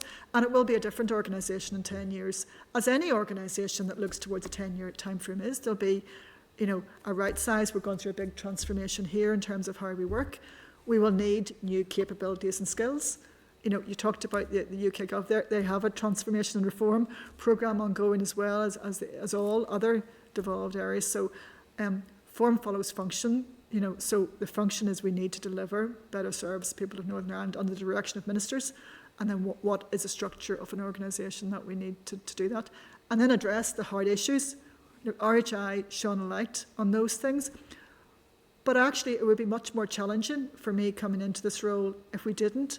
Not that you would ever wish for it, but if you hadn't got those clear definition of where the kind of the fault lines are within the organisation, because it's really clear what needs to be done. We just now need to get on and get it done. And hopefully that's in partnership, as you say, with all of us, with ourselves who are elected. I want to go back and just to let, I'm an MLA for Macabry and the good constituents of Macabry. You weren't speaking about them, we were talking about Her Majesty's President, just to make that clear, Chair, are you with me? Because it could have cost me a few votes. But look, I suppose you've answered the question I want to ask, but I mean, is the Northern Ireland Civil Service, in your opinion, culturally, and is it opposed to any change, particularly opposed to any change? Any changes, you know, are you able to, there is the thought out there that the culture is very difficult. It's going to be hard to turn this huge big ship around, but you're up for it, and it is up for a change, and that's something that we must take out positive, and we must demand delivery on it. Absolutely. So I would have said 24 months ago, before I came anywhere near the public sector, when I was in venture capital, it's too hard. They're up here in the hill. I don't understand. It's too hard. And then I worked with them, and I saw they were up for change. Yeah. And actually, you know, COVID there will be, and we're going through lots of issues at the moment. But everyone actually has been touched by what the civil service has done over the last 18 months. You know, my children got their booster vaccinations. They're across the road in school. The teachers made it all work, complicated and difficult as it was. Department of Finance turned itself into a grant-giving facility from being a different organisation. Department for Economy went and delivered many. And there'll be issues as you move quickly. There'll be risks, and there'll be an inquiry, and we'll find out, and we'll be around this table again, and we'll do lessons learned, because that's the right thing to do. But actually, it did fundamentally shift, and actually that shows it is up for change. And you know, you talk about as a big mass or a big blob of civil service. You know, I go out every Friday and I meet people outside of my turret in the castle, and I meet people on the, you know, who are lower levels in civil service working really hard, and I have been struck by the commitment in public service. There's a story, there's lots of places to meet, but I went down to Department for Communities, and there's a Lag and Weir lookout. You will have seen it there, and I was there visiting. And because I'm in engineering, thinks I'm an engineer, it was great. It was all the Lag and Weir and how they open that up, and that's part of a regeneration programme. And I met the Lag and Weir master, and they had a boat. They were taking me up from one of the weirs to the one in Stramillis, and it was, you know, looking forward to that. And we went in the boat, and actually, as it happened, very sadly, a young individual entered the water, and the first responders phoned. But they didn't phone anyone else. They phoned actually the Lag and Weir master and us in the boat to be there with them as they tried to marshal that out. And we were there for 2.5 hours. Now, these were people who were engineers in charge of constructing and opening and closing weirs. But that's what they do day and daily. And actually, they sent in other boats. So those are, that's part of communications. Who tells their story? Those really brilliant civil servants who are doing that. And that's public service. You'll see they have the banner for the Samaritans out there from the bridge, and they watch that 24 hours. Those are the people, you know, the civil service needs better, and our ultimately we need to live better for our services. So there are many brilliant people doing brilliant things. It's my job to lead that, to amplify what they're doing, to set the tone, but to specify clear direction of where we need to get to. And we need a step change. We need a step change of outcomes for our citizens. And of course that's the ministerial dimension, but some of these things take longer than a government timeline. They take 10 years. So what is the underlying framework we need to put in place, working collectively together with my permanent secs around the table who have all stood up and taken those challenges and worked with me. So a couple more, just Chair. Well, you, excellent. Thanks very much. And for that, I did say there before, when the late 70s and early 80s, I was aware of the estate which Colin had mentioned of the civil service in behind. I'm not going to talk, within Belfast, and how those jobs, when they were placed there, kept the life of that city going in those worst of times that we all survived. So where those jobs go and how this situation can play a part in all of us as we do move forward. Jane, no doubt within your 3 months, you've looked at this change and priced some of this change into the strategy for the 10 years. Do you have the money to make this change, or is the money within as it is there, or is the money available for you, or is that an ask? So obviously we have the budget process is ongoing, and there's some roles that we've talked about, and those are in the budgeting process. Also, part of this is looking at the outward trajectory. What are our big investment cases, and how do we leverage the funds that are available? So, you look, east-west, there's the levelling up proposition and funds there which are non-barnetised. There is the shared island funds and those pieces that we have already committed to, and also our broader US international kind of relations as well. So the first piece is actually say, what are these core strategic areas? And some of it isn't about looking for new money, but there may be opportunities for new money. It's actually saying, how can we work together to make sure that the whole is greater than the sum of the parts, and bringing those together. You look towards the green growth strategy led by DERA, but needed to be delivered by the whole system. So how do we make sure that the funding and interventions we are funding actually kind of deliver together? I think some of it also has to look to the data evidence. So how do we actually make sure that we're using evidence base for those decisions, and how we track and monitor and get hard KPIs into saying, are we getting better as we enhance that? So there's a piece of what are our investment cases, how can we get that funded, but also more joined up proposition as well. Thanks very much. And I know as well just how hard I know the civil servants and the work, and how their doors always open for us, but I wish you every success and fly the flag high for the private sector. Okay. Thanks very much indeed.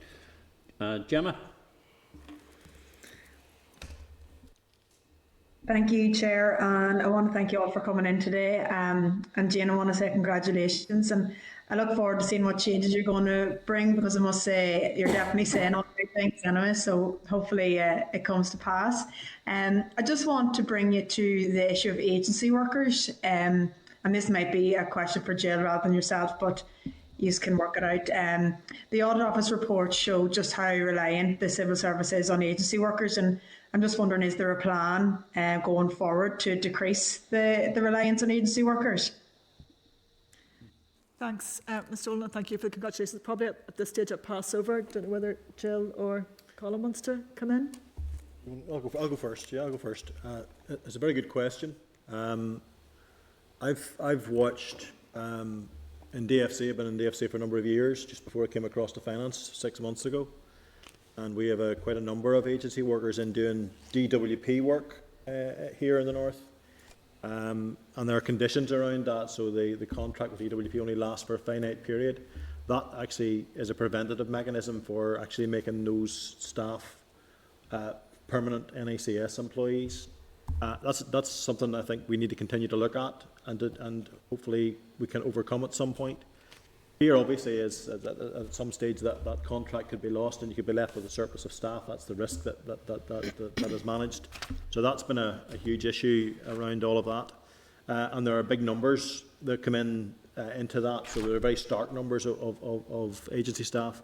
In finance, for example, we have in LPS alone, we have over 100 agency workers in covering temporarily covering vacant posts. So part of our job is to try and catch up with where we need to be to get our resourcing levels or staffing levels up to where our baselines are. I can't speak highly enough of the calibre and the quality of the work that our agency staff are doing for us. We always hope that whenever the opportunities become available on the open market, as they now do, that those agency staff will go for those and can compete very, very well with the insights that they will obviously have into the jobs. And we see the quality and the calibre of training that people get whilst they're with us is very, very high quality. So ultimately, we would like to see the numbers of agency staff coming down. We'd like to see the numbers of our permanent staff coming up. It ties in with Matthew's earlier question about the age profile of the civil service as well, because many of those agency staff are young people, and you'd like to see as many of them as possible come in and join the civil service permanently to help us change that age profile as well. But they're having to take their chances in the marketplace the same as anybody else who's out there who wants to have a go. But from a policy perspective, from a direction of travel perspective, do we want to have the same levels of agency workers as we currently have? No, we don't. We'd like to see that come down, but we'd like to see it coming down on a managed basis where we do skill up and actually get better at how we do our workforce planning going forward. That's one of the big challenges that I mentioned earlier on, and that's difficult to get right, particularly where, for example, retirement ages are no longer set firmly, and it's much more difficult to predict when people will actually leave your organisation. Because as Jill said earlier, our turnover does tend to be low, so we just need to work our way through all of that. Yeah, thank you. And you've sort of answered my second question, but it was basically around how do we ensure that agency staff who are doing the same job as permanent staff anyway, how do we ensure that they're given ample opportunity to apply for a full-time position, or that they're encouraged to do so? Well, it's in some ways for agency staff, no matter where they're at in the civil service, it's like a dress rehearsal in many ways. So if you're good at doing the job, you're learning how to do the job. Whenever the job comes up, you'd hope you'd stand a very, very good chance of getting it. And albeit you're having to go through, because it's large-scale, big volume recruitment, you're having to go through like testing, psychometric tests, for example, that are set to do the selection. You have that plus interviews and all the rest of that to cope with. But that's the process that we have to use as a large-scale employer with 23,000 staff. So, but we do see conversion of a number of people who have been in with us temporarily through agencies coming on through on a permanent basis. Thanks, Chairman. No, thank you. That's my questions. Thank you. Okay, Jim. Yes. Good afternoon. 2 or 3 questions, if I might. To the head of the civil service, I take it you've read the RHI report? Yes, Mr. Allister, I have read the RHI report, yes. And having read it, what do you think it did for public confidence in the civil service to discover that the sole disciplinary outcome imposed by the civil service was a single warning on one civil servant against the backdrop of the catastrophic failings that were found in the civil service? Thank you, Mr. Allister. Yes, I have read the RHI report, both in preparation for the process of applying for the role, as you might imagine, and the Audit Office report, and obviously subsequently. And I've also read the recommendations that came through from that. And as you say, it highlighted very significant and systemic issues in some cases across the service, with clear recommendations that came through as part of that. And I'm very committed to making sure that I play my part in terms of leading and addressing those recommendations.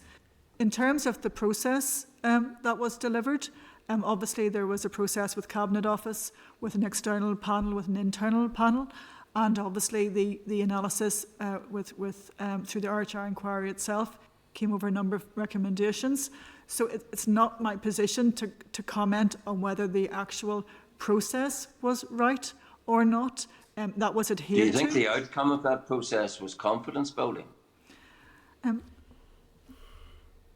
I think the piece that will be confidence building from my perspective, Mr. Allister, is if we deliver and when we deliver on those outcomes. If we And do you take think those there was on delivery board. on that occasion? Pardon?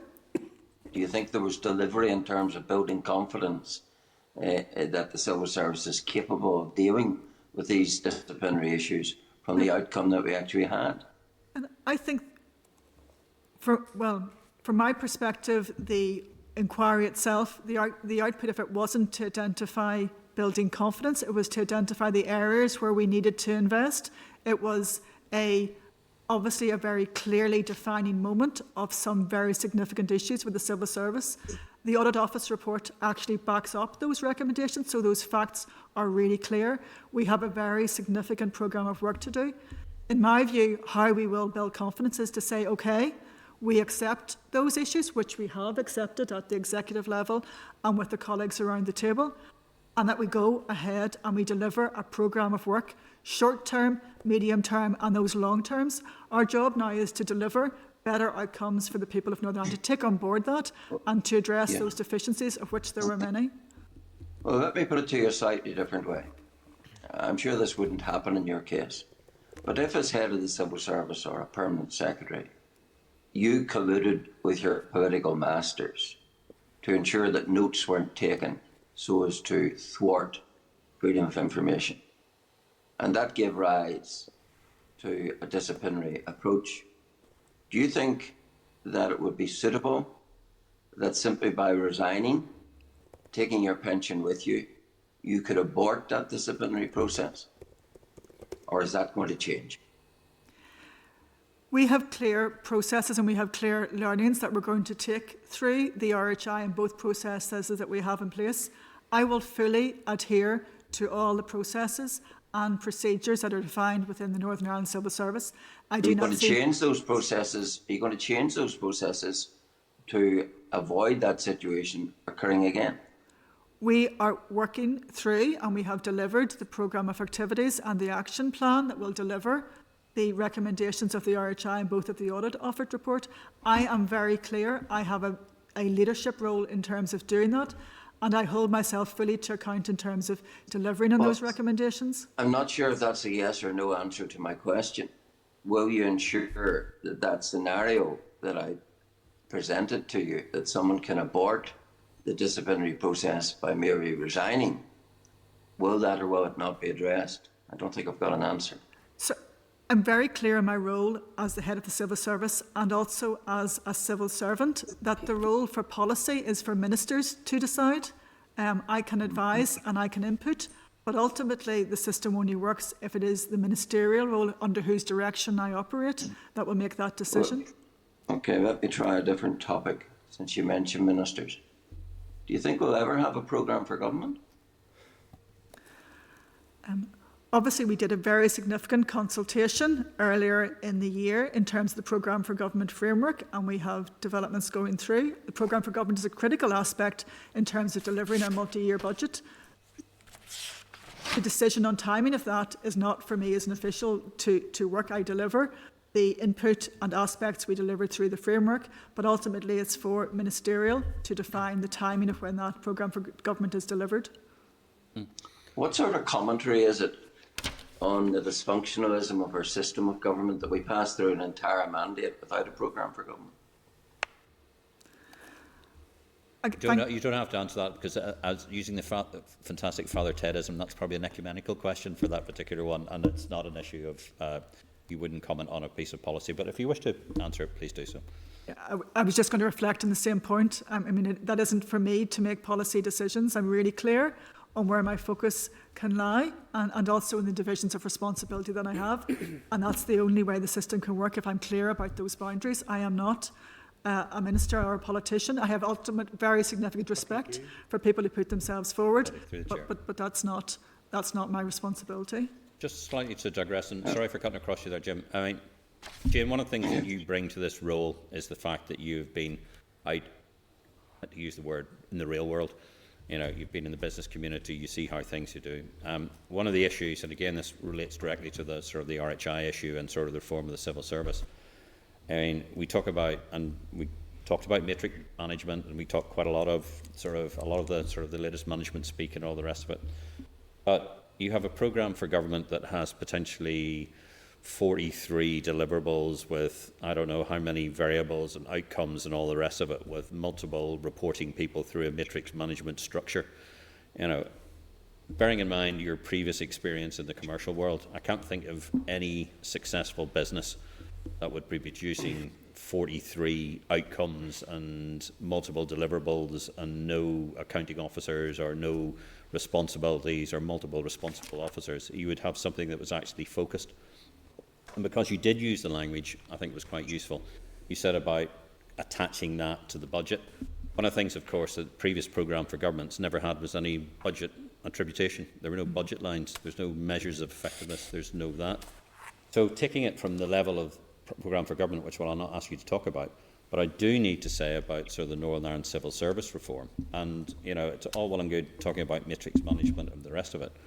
But, you know, do we have 2 or 3 very key core deliverables that, you know, we can elucidate and say we are going to do those, and that will move it on? Because the more, if we have the reform of the Northern Ireland civil service looks like our programme for government, we're doomed for failure. It's not going to work.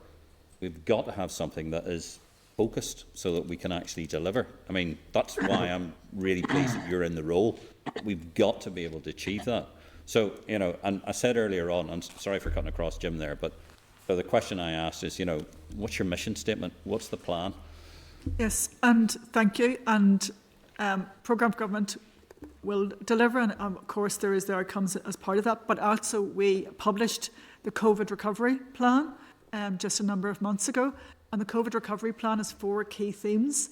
It's sustainable economy, it is green growth, it is health and wellness, and it is inequalities. And I guess those, for me, are the 4 critical themes. And we talked earlier about delivery and about the 10-year trajectory.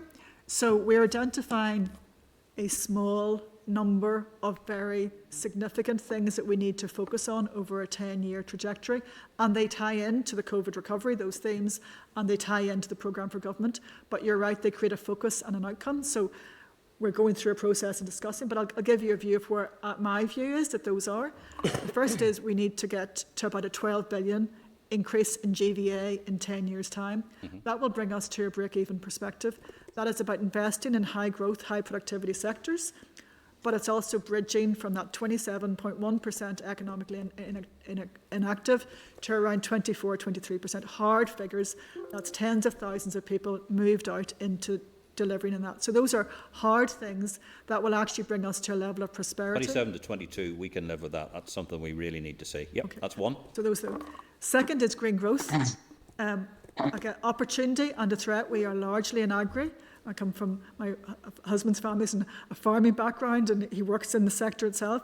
Very large agri sector, which actually is, it's almost the Silicon Valley of Northern Ireland because we know agri so well, but actually carbon emissions, big challenges for that sector.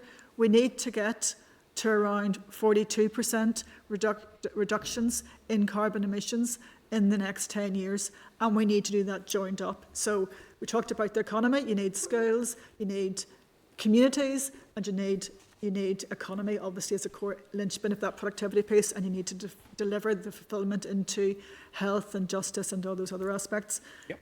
DAERA is the lead for that, but actually that needs to be delivered in terms of the energy policy and the economy. You need to build that sector. I truly believe, actually, Northern Ireland can lead in terms of some of those new green growth technologies. We've seen the hydrogen economy. We've seen organisations like Artemis. We are makers and builders and entrepreneurs. This is our big mission and challenge. Let's get behind it and provide opportunities. To do that, there's challenge funds, there's joined up thinking, there's utilising funding east, west, north, south, internationally, how we get that, but that's where our target needs to be. Yeah. And the third piece I talked about earlier is those health inequalities, those 7 years differential from life expectancy, which feeds into also, you know, talked about productivity in our actual public service. The inefficiencies, because we have so many comorbidities, over those areas. So we need to radically look at how we address those expectancies, but in particular with a mental health aspect, because actually when you look across all those areas of the pandemic, mental health and those impacted in the under 25s and those from diverse groupings are most significantly impacted. So those are threads across those. So if I was saying my 3 themes, those are my clear themes, and a singular focus and a determination that those are the things we're after.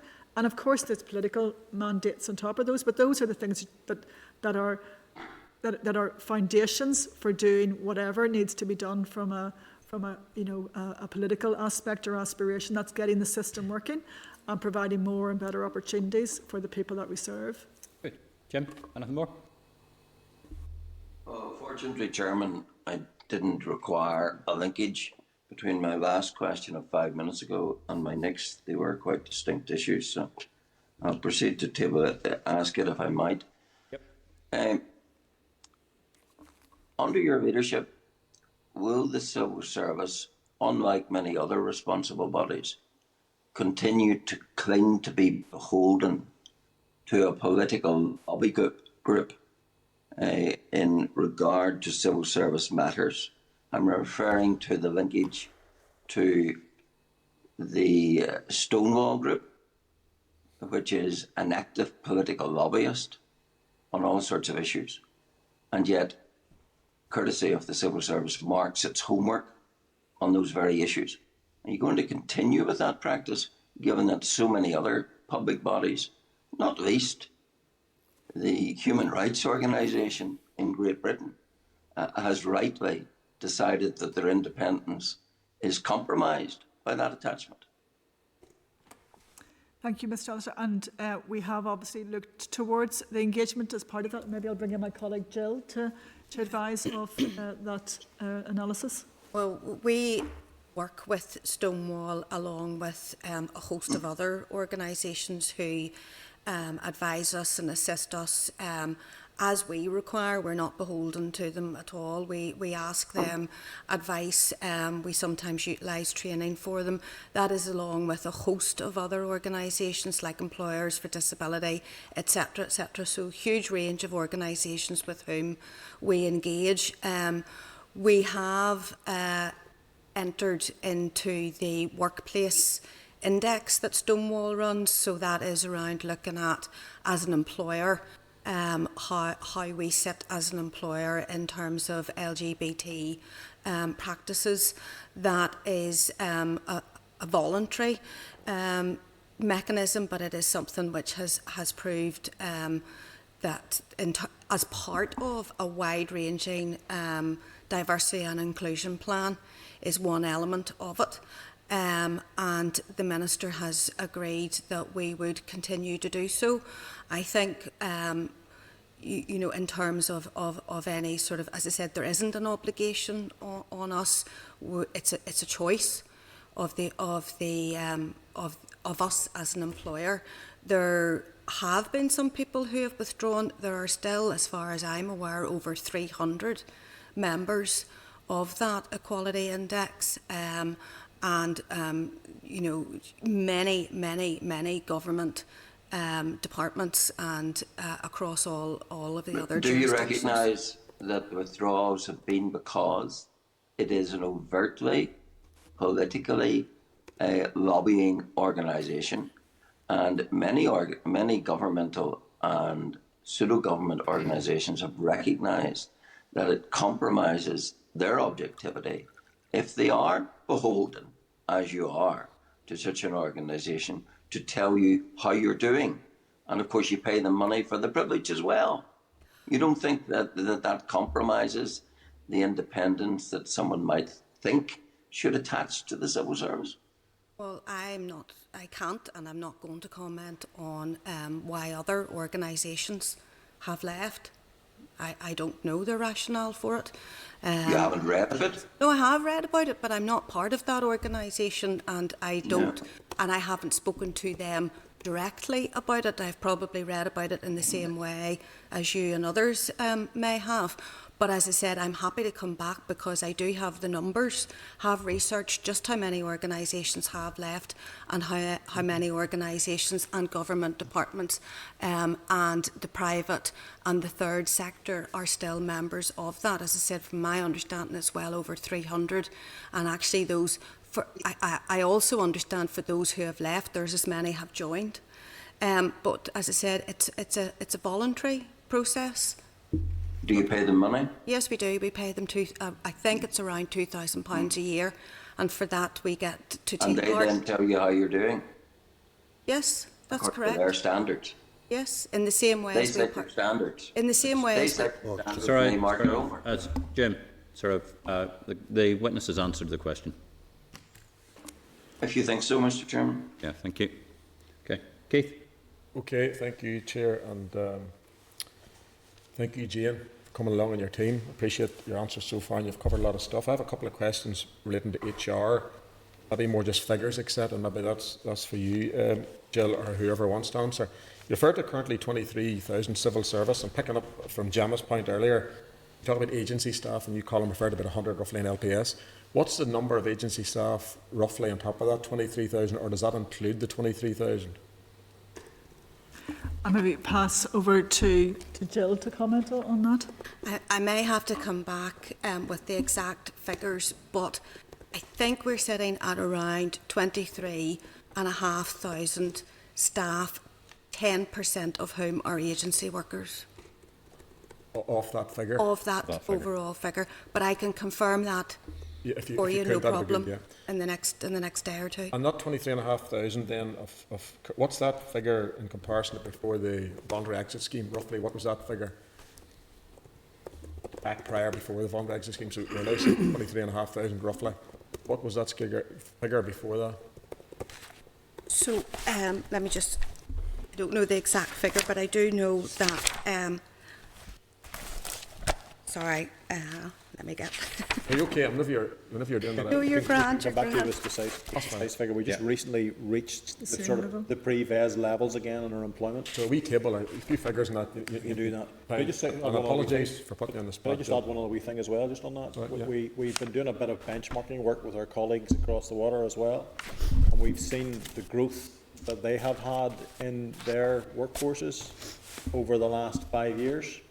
And we can also provide you with that information because you'll see quite a significant level of growth, for example, in the English UK civil service, and you'll also see it in Scotland as well.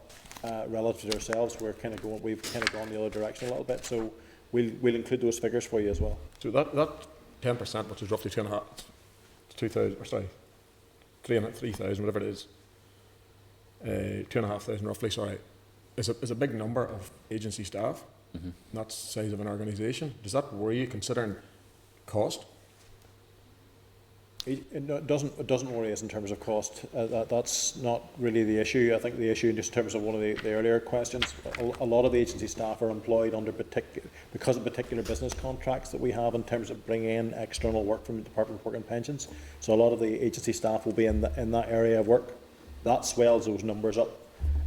If that was permanent work, for example, permanent guaranteed work that might never end, the situation would be entirely different in terms of the numbers. So it does swell it artificially. Colin, whenever you refer to cost, is it not more expensive than? It's actually interesting. It swings and roundabouts because in a lot of ways it's cheaper to employ agency staff directly. But what you then do is you incur cost on the other side of it. If you lose agency staff, you leave to go somewhere else, and then you're in a retraining cycle. So it does catch you that way as well. So there are direct and indirect costs in terms of how that balances off. Okay, you referred then just, Jane, at the start of your commentary about expertise and Melissa referred to it earlier there. With respect to the HR function, do you do all the HR function internally, or is there any of it farmed out, for a better word? Yes, some of our payrolls out. We do our payroll function is HR Connect does that on our behalf, and there's also elements of the recruitment process they do on our behalf. So what's that like in comparison to other areas in the United Kingdom or around the world, that you have an organisation of 23,000 and I'm not reflecting on HR, I'm not running HR down, but that you farm some of that out? Can that not be held internally? Back to this point of expertise, and this is no reflection on Jill, is the expertise not there, the staff not there, or what's the reason so much of that's farmed out, or is it a cost issue as well? Maybe I'll make a comment just generally in terms of approach to outsourcing.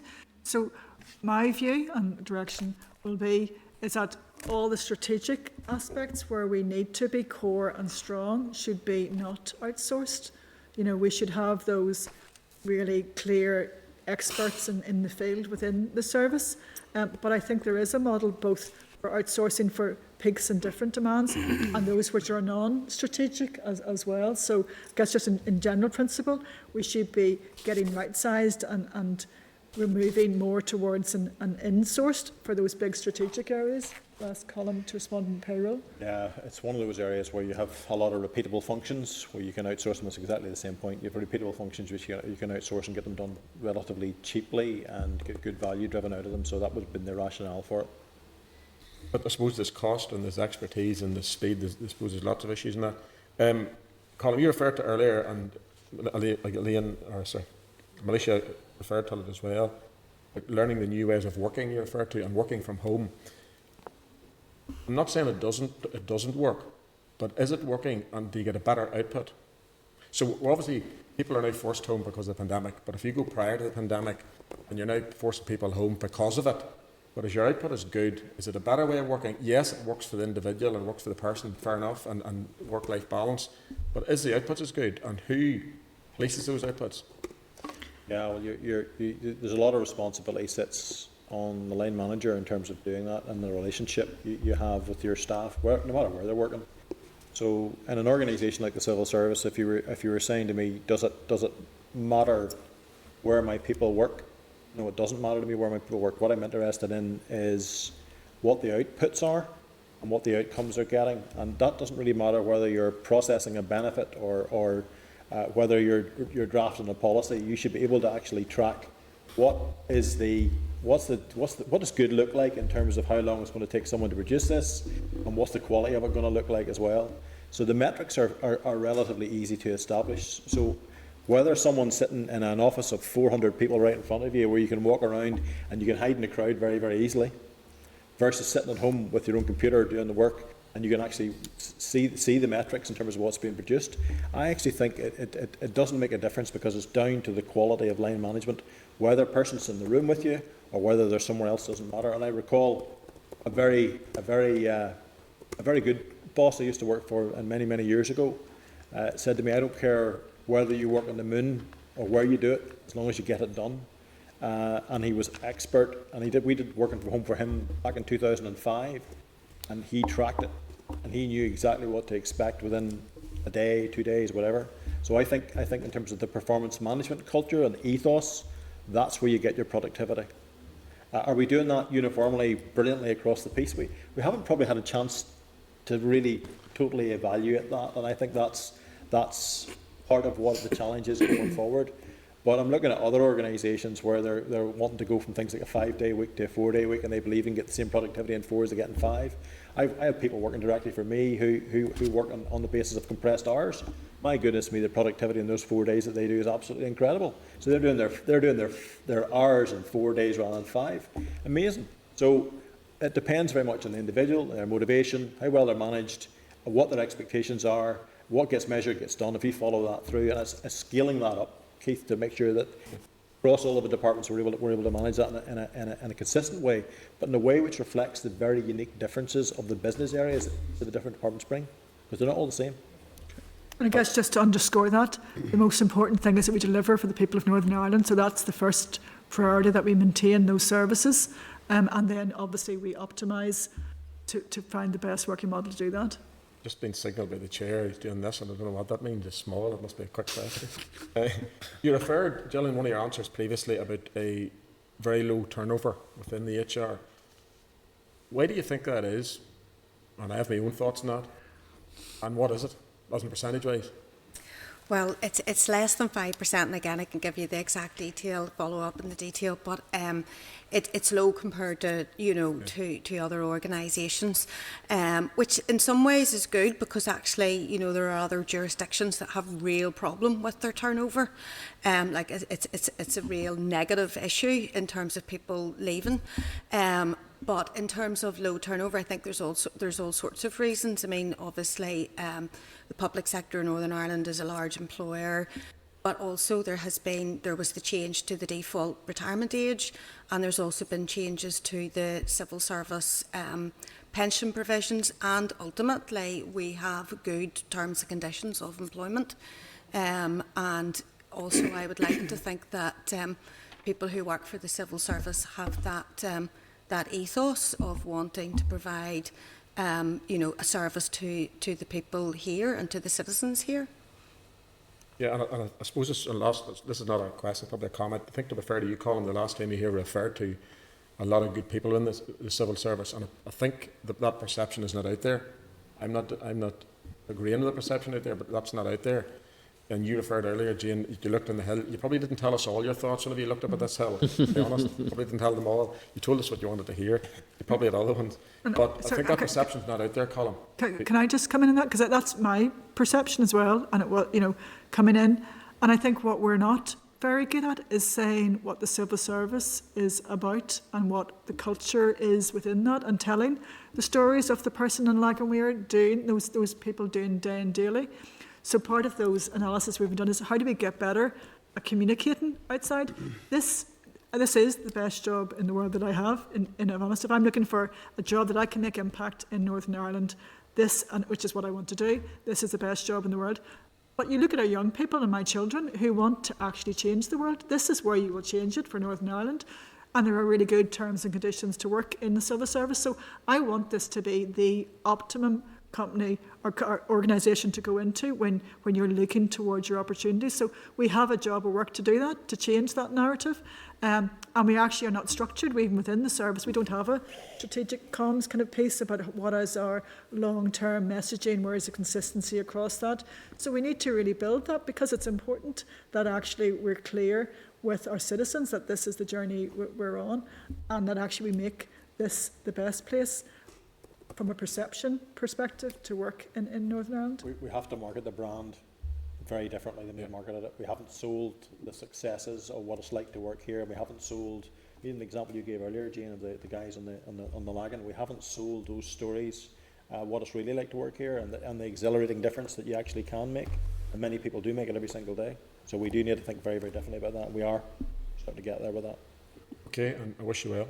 Thank you very much. Just a completely tangential, different question. You used to head up digital transformation, and you come from the IT sector, Jane.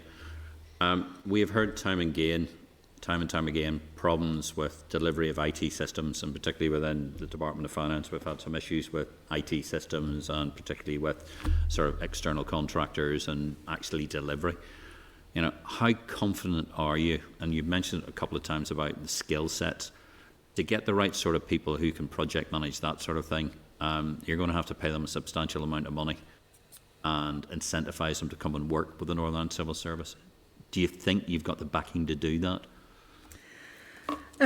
I think digital transformation is a massive area for opportunity here in terms of modernising our services, and almost we have a perspective to actually leapfrog kind of beyond that, because some of our systems are quite old and clunky.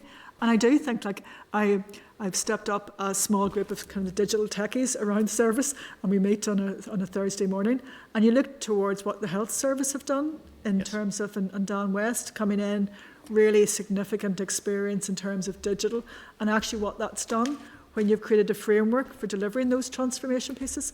So that talks to that innovation delivery piece. One of the big pieces is actually how do we get better at delivering those services as digital first element, and part of it will be working with the digital and data to analyse and do that. I think you can make, we talked about consultancy and secondments, there is a very significant opportunity here to bring in those skill sets within the organisation, and we offer good terms and conditions in my view. I came in here from that private sector background, but actually with those who want to fulfil and deliver those big, significant projects, and there are many out there. So I think we need to start. I think we need to get trial programs, say this is the first thing we're going to do as part of this. And then we need to look towards, in those programs, what are the one-off kind of capabilities you need to get consultants in to support with. But actually, we would need to have a corporate memory For digital, we need to have people within the organisation, and we do have many, particularly in Department of Finance and the Innovation Lab and stuff that Iggy's doing as part of that. We just need to enhance that and shine a light on it and say this is a real area for opportunity and those digital strategies across the service, and not just, you know, ad hoc within departments and joining those up. Okay. Jane, Colin, Jill, Bill, thank you very much indeed. And Jane, best of luck. Yeah. Thank you very much. We are here to help you. Thank you. It's not going to be easy, but we are indeed here to help you. One very, sorry, Chair, I was trying to catch your eye. Can I just ask, sorry to drag you back into the cauldron, having thought you'd escape, but or does this, Nix uses Prince 2 as a project management tool? When you have a, you as permanent secretary level people, you're assigned project and program management. Is there when it comes to civil service reform, is there a Prince 2 program strand, and who has that as the SRO? So, and I've experienced just very briefly. I think that's a really critical point. Part of reform for me is breaking the system a wee bit. So I'm looking to see how we can look towards models more rapidly, following that from a software development methodology and agile, you know, a kind of a skunk works methodology, because I guess looking towards how well has interdepartmental working worked, can we do some experimentation around different models of working and delivery, in addition to the Prince 2, which are thematic. So I'm very keen to explore alternative delivery models, more usefully emulating kind of what has happened in industry. And I guess that, you know, having a mission-centred approach to specifying a problem, having individuals together to try and kind of the big smart people to try and work out that problem, and having a framework which allows them to fail more rapidly, but actually to inbuild that thinking.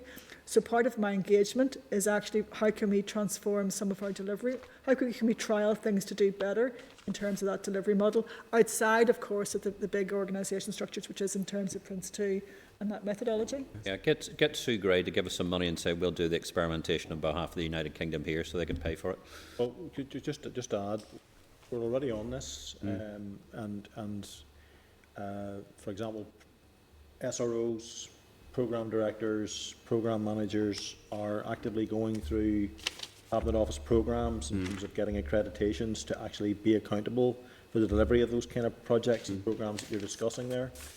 Alongside of that, we're also going through accreditation programs as well around commercial development and commercial capability.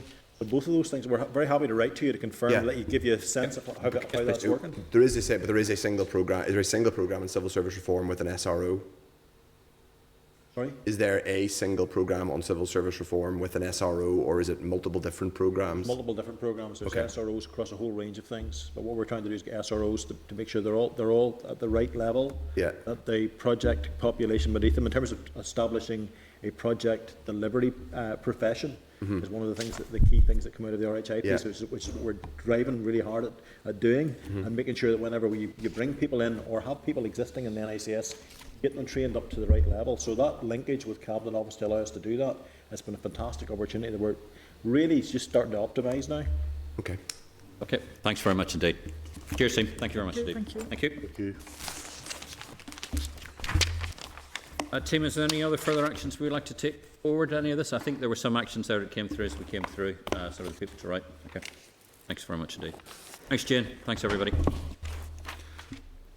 Moving on to the next item on the agenda, item number 7, the Defamation Bill Committee Stage Oral Evidence.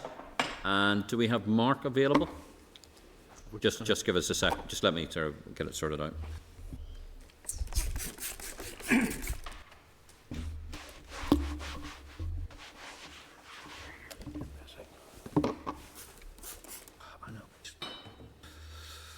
I think, Chair, you suggested last week was 3 questions. Oh no, but sir, we were finished yesterday. There was only 45 minutes worth. We were last. Do we need to get some more time in? At least the people will be saying we're slacking. Can't have that. 4:10. Good luck to the next man coming in.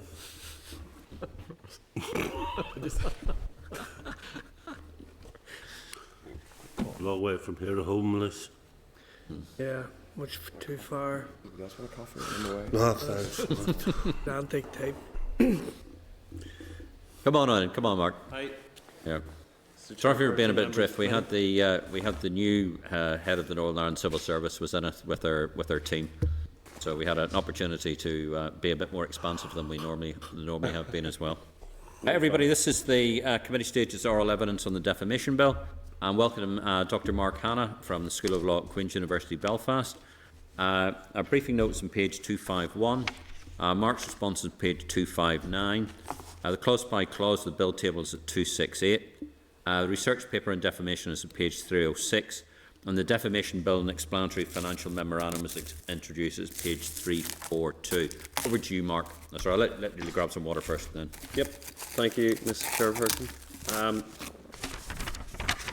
I understand you prefer if I open with 15 minutes and just say... As long as you need, and then you do get an opportunity. Yeah. Okay, well, I don't really have anything prepared as such. I think I put a lot of my views in the response, and just to go over those again.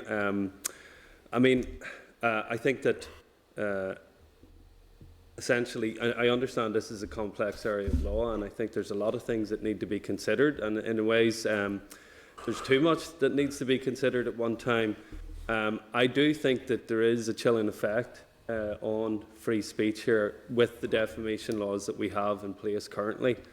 At the same time, I don't think that it's a massive chilling effect. I don't think that we are living in a totalitarian state or an autocracy or anything to that extent, but we could do better. And when you look at the law and you analyse the law, you can see Mark, you said about the chilling effect, and we've had sort of evidence presented to the committee before about saying that there hasn't, how do you define that chilling effect? Because is there any sort of empirical data or anything you can say that there has been this chilling effect, or have you got any sort of, have you put some meat on that? Yeah, well, there's not is a simple answer, because how do you say on empirical level that the law is doing anything in society? There's too many things coming from different directions, and I did look at that question about whether it could be measured empirically, but there's really too much in the mix. You can talk about its general cultural issues that maybe lead to a chilling effect. Maybe it's the view that we generally have about reputation here in Northern Ireland. But what I did is, in order to try and measure this a bit, is to compare it with the changes that were introduced in England and Wales with the Defamation Act of 2013, and try to measure it up beside that to see, what's the law been like here since 2014 when the Act was introduced in England and Wales, and how does it compare in relation to that jurisdiction. And that doesn't tell you exactly that it is a chilling effect, but you can certainly see that there is a difference there, and that you can make a reasonable supposition that the changes introduced in England and Wales have been introduced in order to balance the rights a little bit better and to make a bit more of a fine-tuning of the balance. So from that, I can only surmise really that that the law here is continuing to have a chilling effect. And when you look at it in some detail, it's hard to escape the conclusion, even if you can't prove it on an empirical basis. There's many things we can't prove on an empirical basis, but it's hard to escape the conclusion when you look at it in detail that it wouldn't have a chilling effect to some degree. And as I said at the opening there, it is only maybe a modest degree that it is having a chilling effect, but it's having some nonetheless. And I think that something could be done to fix that, and I would wonder why not take the action at this opportunity to do so. Okay, thanks. Yep. I was just going to continue on and saying that I think there's many different aspects of this bill that that each require significant consideration. I wrote in my response that the issues for me really revolve around the clause 11, the reversal of the presumption of jury trials, the clause 1 on serious harm, and clause 4 on the public interest. I think if the bill does nothing else, that at least could do those things, and that would be a beneficial change, and I think that would do something to get closer to having a finer balance of the rights involved. And finally, I would say that, you know, you can't look at defamation only through a legal prism. And that might sound strange coming from me because I come from a legal background as a lawyer and I work in a law school. But I think Mark, that... Just so we can get it on the record, because obviously we record this for Hansard and it's part of the process that we go through, could you actually just, for the record, sort of speak to the clauses 4, 11 and 1? And you also said something about clause 7 in your written submission as well. Yes. Yeah. Well, I'll deal first with clause 7 because my understanding that's the most straightforward. I'm not sure because there's a real legislative thicket around that issue of privileges for reports and summaries and whatnot. From what I understand, there was already reform in that area introduced in the 2010 Northern Ireland Order.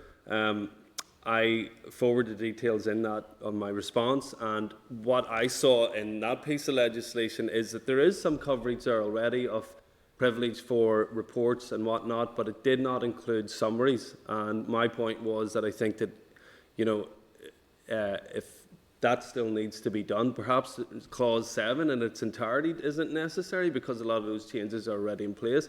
But certainly I think if the change is made, that it should include summaries also. Okay. I'll start also with clause 11 because I think it's the most important in relation to jury trials. In my research and looking at the effect that jury trials were having on defamation claims in Northern Ireland is quite profound, and I realise that Dr Andrew Scott came to the same conclusion in his consultation report and in his 2016 report that jury trials were having that profound effect in Northern Ireland.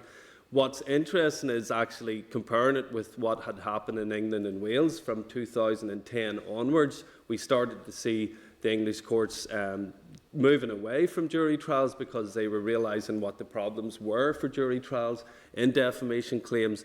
And I was surprised that even though that Northern Ireland is its own jurisdiction, but a lot of the time it will follow the English jurisprudence. But that was one area where that has not happened, and there's a pronounced favouring of jury trials here in defamation claims. And that has certain effects. One of them is that it really kicks things into the long grass and leads to a lot of complexity in the trials and escalates costs.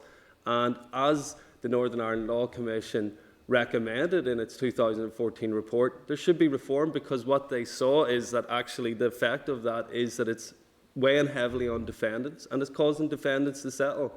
And when you think about the defendants when they're faced with the prospect of litigation and a defamation action and that it's going to be a drawn-out matter in terms of a jury trial, then it makes sense for them to come to a conclusion quickly, well, let's settle the thing, and rather than getting into engaged in the costs and the protracted litigation.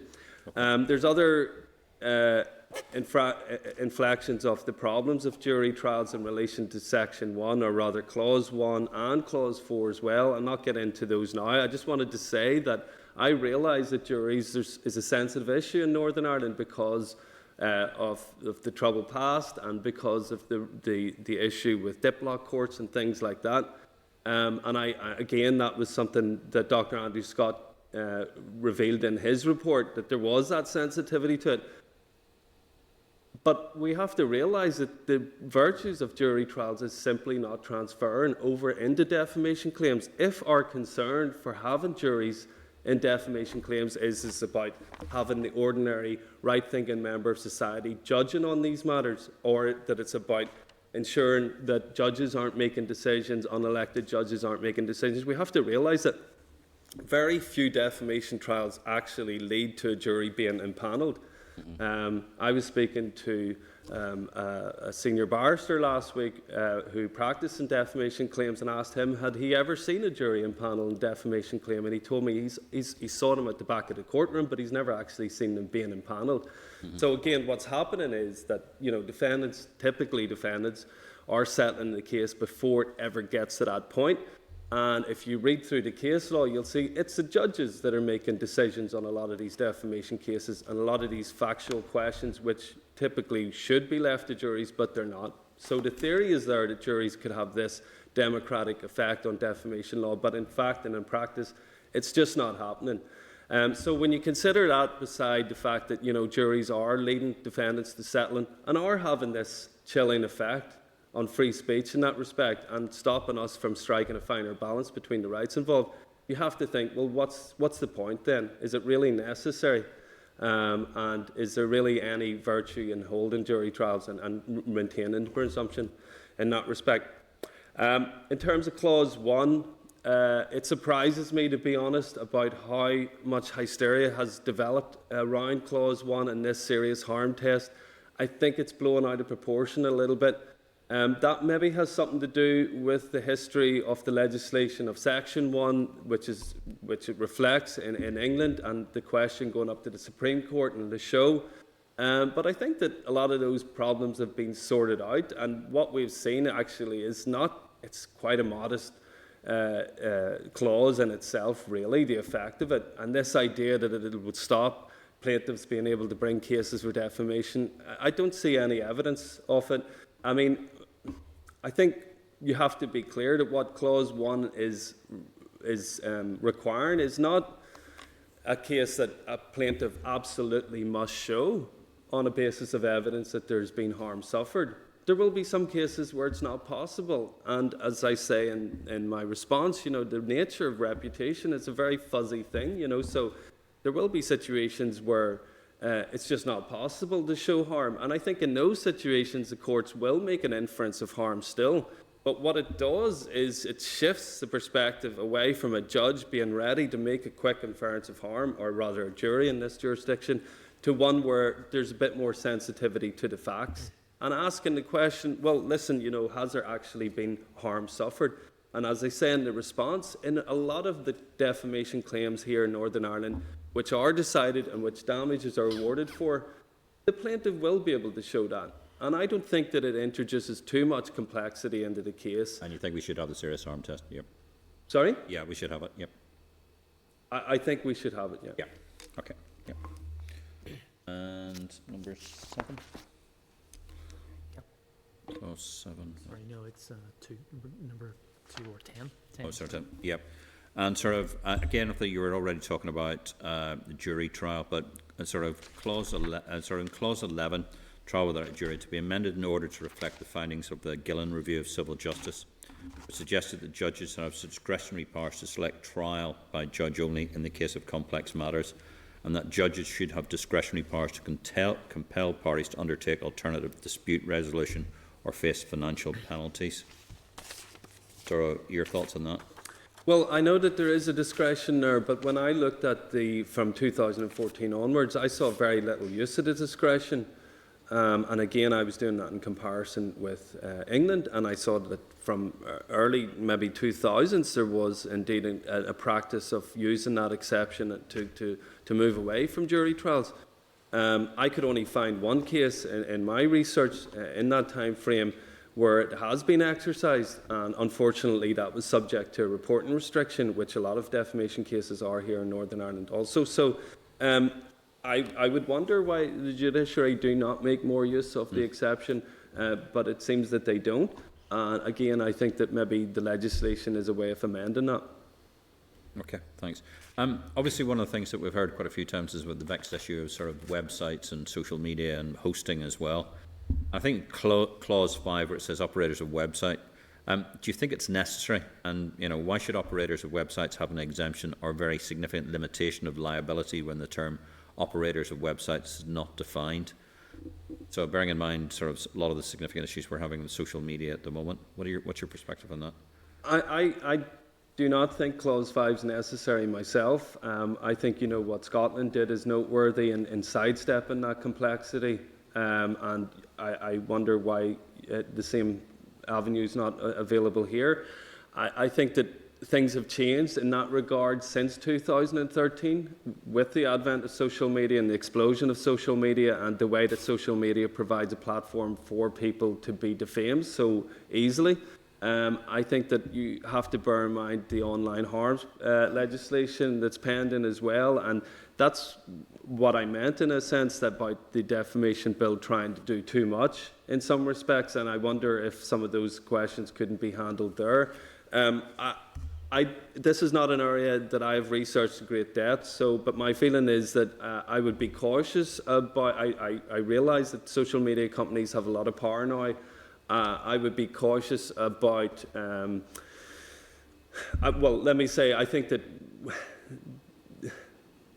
their liability should be captured more, or perhaps a little bit more precisely than is reflected in Clause 5. Okay. Again, I'm not sure that it is necessary, but it's not an area that I can confess to know a great deal about. Yeah, okay, thanks. I'm sorry, I'm going down through the list of questions I have here for the rest of it. Should the Defamation Bill be amended in order to support and encourage the use of discursive remedies, including prompt and fulsome retractions, coupled with a let me say that. Jurisdictional? Can I say that again? Jurisdictional bar to defamation action in these cases? Well, in terms of corrections and retractions and apologies, I think yes. I realise the difficulty of imposing on the press and the media generally, or even publishers generally, an obligation in terms of retractions and corrections. I mean, in the HRH Sussex case, for example, the Daily Mail Online was ordered to publish a front page retraction or correction, and that hasn't happened yet. And it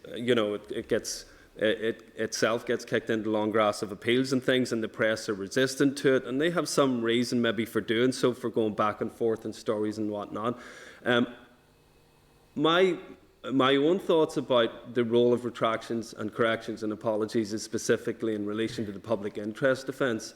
I think that there's maybe scope for including it in Clause 4 specifically, in terms of whenever a publisher or defendant publishes a story that's false, yes, and they later learn that it's false, there should maybe be an obligation on them, or that should reflect in the defence itself somehow, that, you know, if they realise it's false and they realise their mistake, that they should issue an apology or retraction at some point, and that should be not only coming in at damages but coming into the defence as well. In terms of the jurisdictional questions, I don't think that it's quite the issue it is that it was for London. I mean, this is not London, and we don't maybe have the jurisdictional nexus that place does as a global city. So I don't know if there's really a lot of forum shopping goes on here with Northern Ireland, and certainly, again, that was a conclusion that Dr Scott came to in his report, that it wasn't really a pressing issue for Northern Ireland. There wasn't a degree of sort of litigation tourism. Yeah. And I haven't seen it myself either, no. Okay, just another question.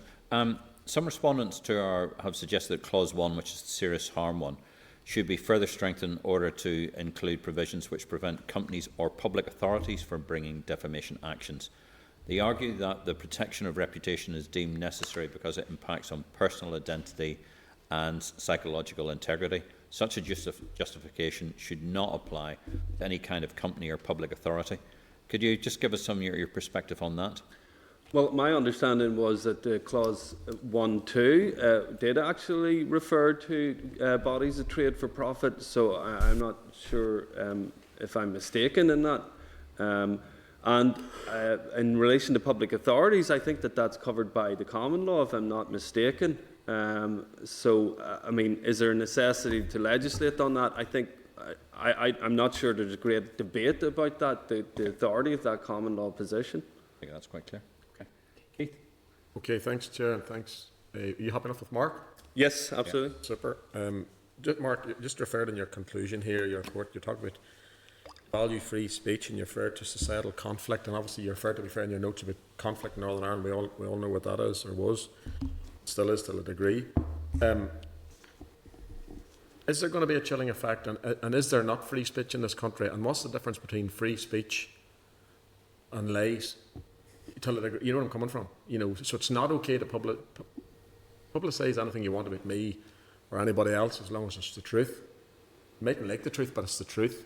So what's the difference between free speech and lies? Well, I mean, there is never, they say there is never really a public interest in making false statements.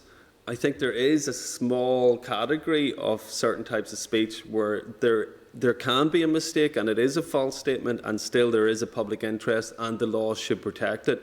And that's in relation to what's called here the Reynolds defence and the public interest defence.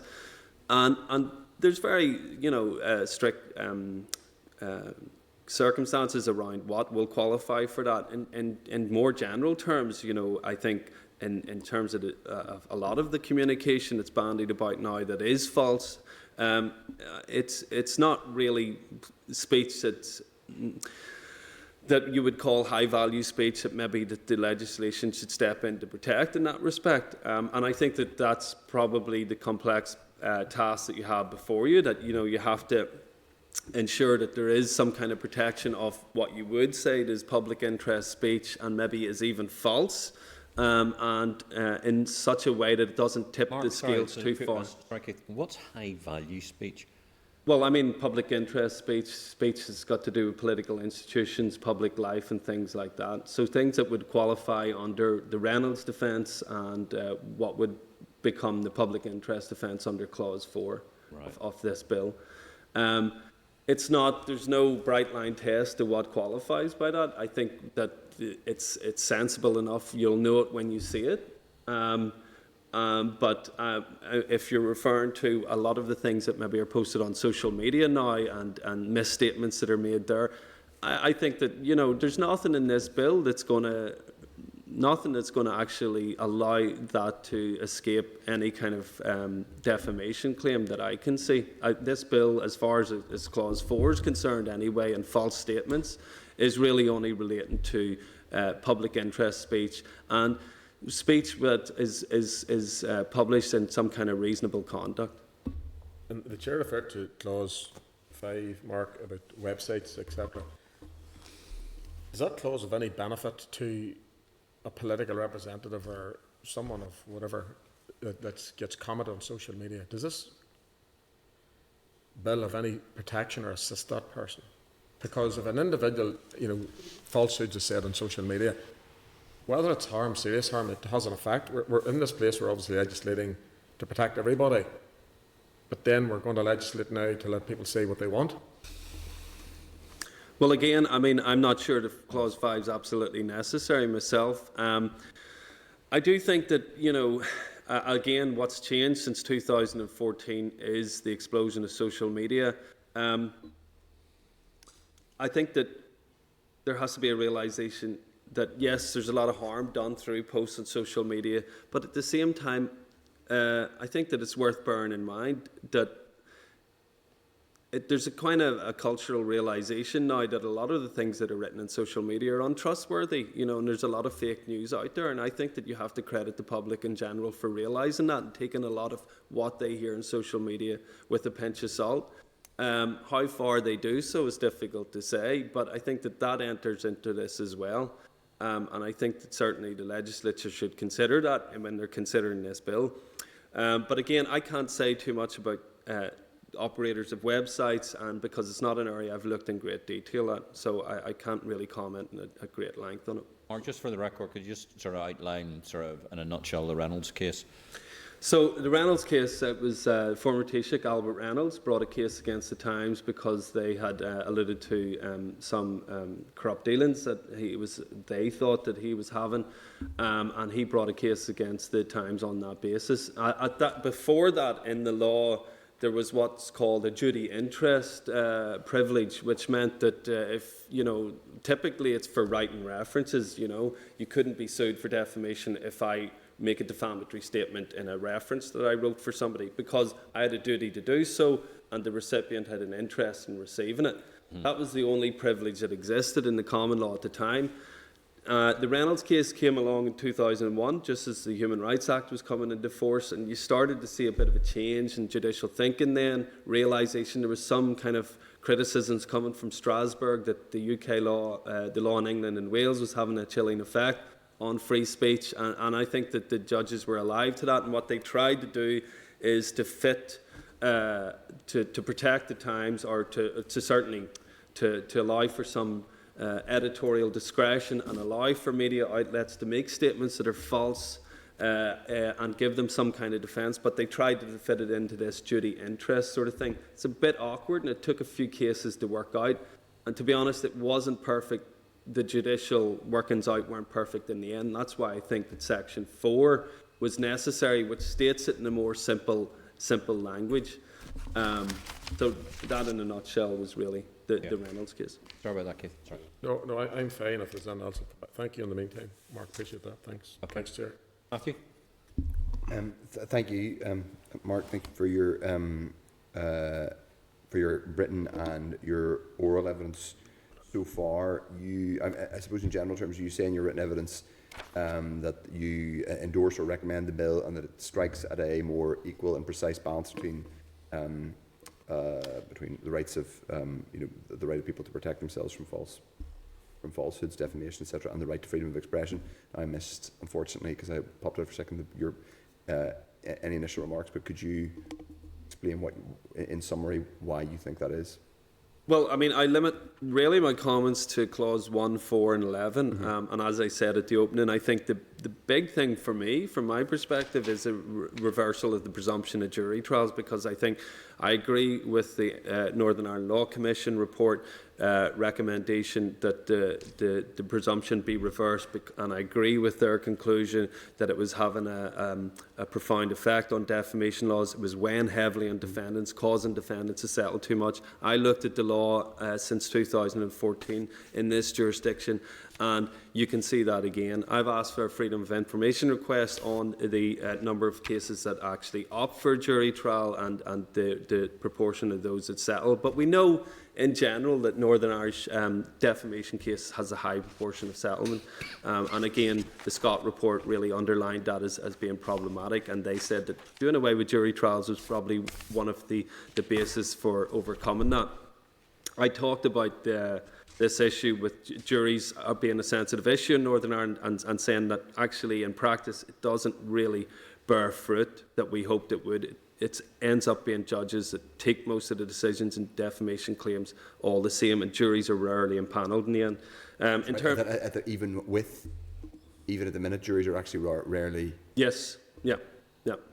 Juries are rarely impanelled, and it's because juries is kind of like the last step for a jury to be impanelled. Its cost, its complexity for organising juries.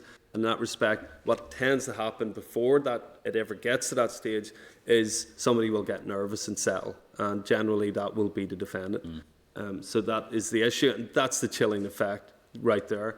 And it has effects in terms of clause 1 as well, and the serious harm test. I mean, what juries are doing is actually postponing any kind of harm test being applied in Northern Irish defamation cases until the jury comes to that stage where it's a jury's impaneled. So if a jury's involved, and most plaintiffs will, as a matter of strategy, I think, opt for a jury trial. If a jury's involved, it means all the judge can ask is a defamatory meaning? Is the statement complained of capable of bearing a defamatory meaning, which is much lower threshold than asking, is there any kind of harm suffered? And by the way, we should note that actually under the common law, there's supposed to be a harm test. It's not one that asks the plaintiff to prove on a factual basis that harm has been suffered, but there is a requirement that they show that there's an inference of substantial harm nonetheless. But we never get to that stage, even because of that, because of this presumption of jury trials. And then the final point I make is in relation to clause 4 in the public interest defence. There's never been a successful public interest defence in Northern Ireland. I've not found one anyway, and I would love for somebody to tell me otherwise, but I've asked quite a few people who should know, and nobody can actually point to one. There has been refusals to strike out on that grounds, but no affirmative definition of the public interest here defence in Northern Ireland. And I think that that's a shame. Are we saying that there's never been public interest speech here in Northern Ireland? That there's never been a viable defence? I think there has often been, but what happens is typically it's parent companies of media outlets that are located in London or Dublin who just decide that they can't be bothered with the trial, and it's too costly and it's too complex, so it's easier for them to settle. So now this comes to a point where about data. You said about so there are multiple data points that we just don't have. What data are you using to stand up your arguments? Yeah, and that was also something I addressed at the beginning. Listen, I don't think that you're ever going to get a 100% empirical statement that here we can see exactly that the law is having a chilling effect. What I looked at in my own research was I did a comparison with England and Wales, with Northern Ireland since 2014 in relation to the presumption of jury trials, the serious harm test and the public interest defence. And, that's not to say that England's ideal. It's got its own issues and everything. But it is to say that, listen, what they tried to do with the 2013 Act was to make a finer balance. And I think that it's hard to debate that they did not achieve some striking of a finer balance between the rights involved. So I used that as a kind of metric to measure up what was happening in Northern Ireland. And for me, what it revealed is that, we could do more. Yeah. We could certainly do more to strike at that balance. And as I said in the response, that is the gold standard now for defamation law around the world, that it strikes a balance of the rights. 2012 or 2013 one in England? Yes. When you did that, what were you specifically comparing? I was looking at how specifically, well, it was actually from 2010, in the law, in legislation and in the common law, how those issues have been dealt with. So we have a harm test here also. How is it operating in the Northern Irish courts? And compare that with how it is in the English courts before and after the 2013 Act. And the same thing for public interest defence. We have a public interest defence, apparently. So do they. And the same thing in terms of the presumption of jury trials, how it operates there, how it operates here. Was that then a kind of sort of textual comparison of what the law says, rather than a sort of rather than a comparison of actual judgments? No, it's a comparison. A look at a doctrinal legal approach, looking at the judgments and reading the judgments, and reading their interpretation of the legislation. Right. Okay. And in general, not an area I'm hugely au fait with, so I don't want to. But that comparison would show you that the balance that you're talking about is more heavily weighted through your kind of textual study of what judges say and the advice judges give to juries is more heavily weighted against the freedom of speech here than it is in England. It's not a matter of the advice that judges, the instructions that judges give the juries. It's more a matter of what the practical realities of what a presumption of jury trial is causing here.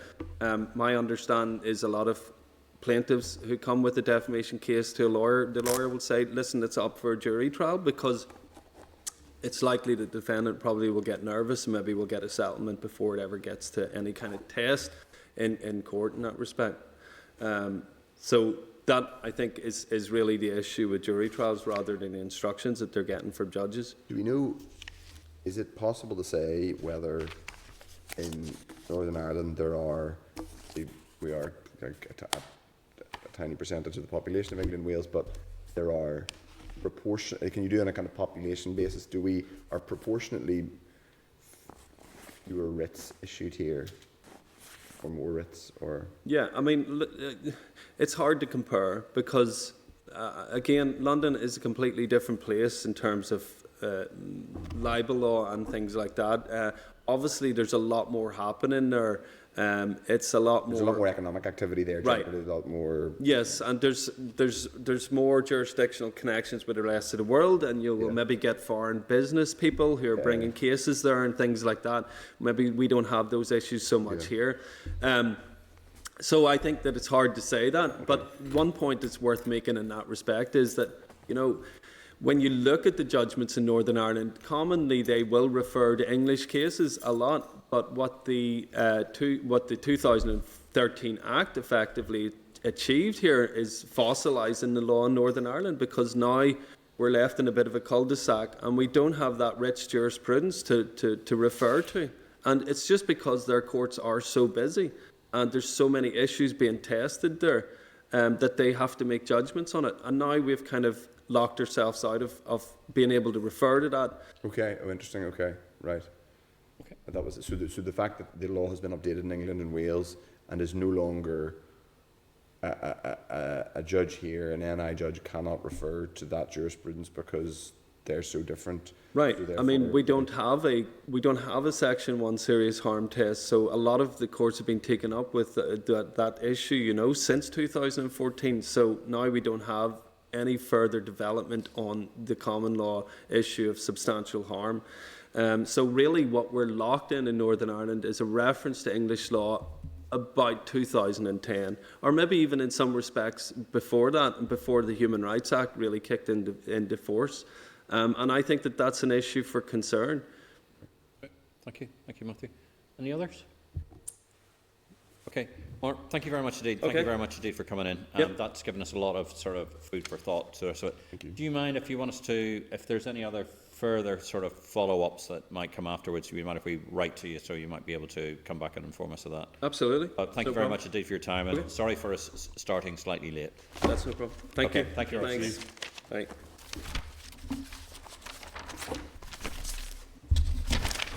Okay, Tim, any other actions we want to take? Okay, just one. Members are asked to consider correspondence from the Department at page 3 of the tabled items. The Department suggests that the Committee seeks the views of the Shadow Civil Justice Council on a number of matters relating to the discretionary power of judges and the use of alternative dispute resolution mechanisms. Are we content to do so? Agreed? Yes.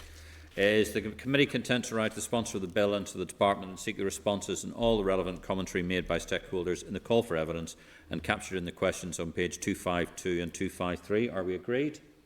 Agreed. Is the Committee also content to invite the Department and the bill sponsor to provide oral evidence in this regard just prior to informal clause-by-clause scrutiny? Agreed.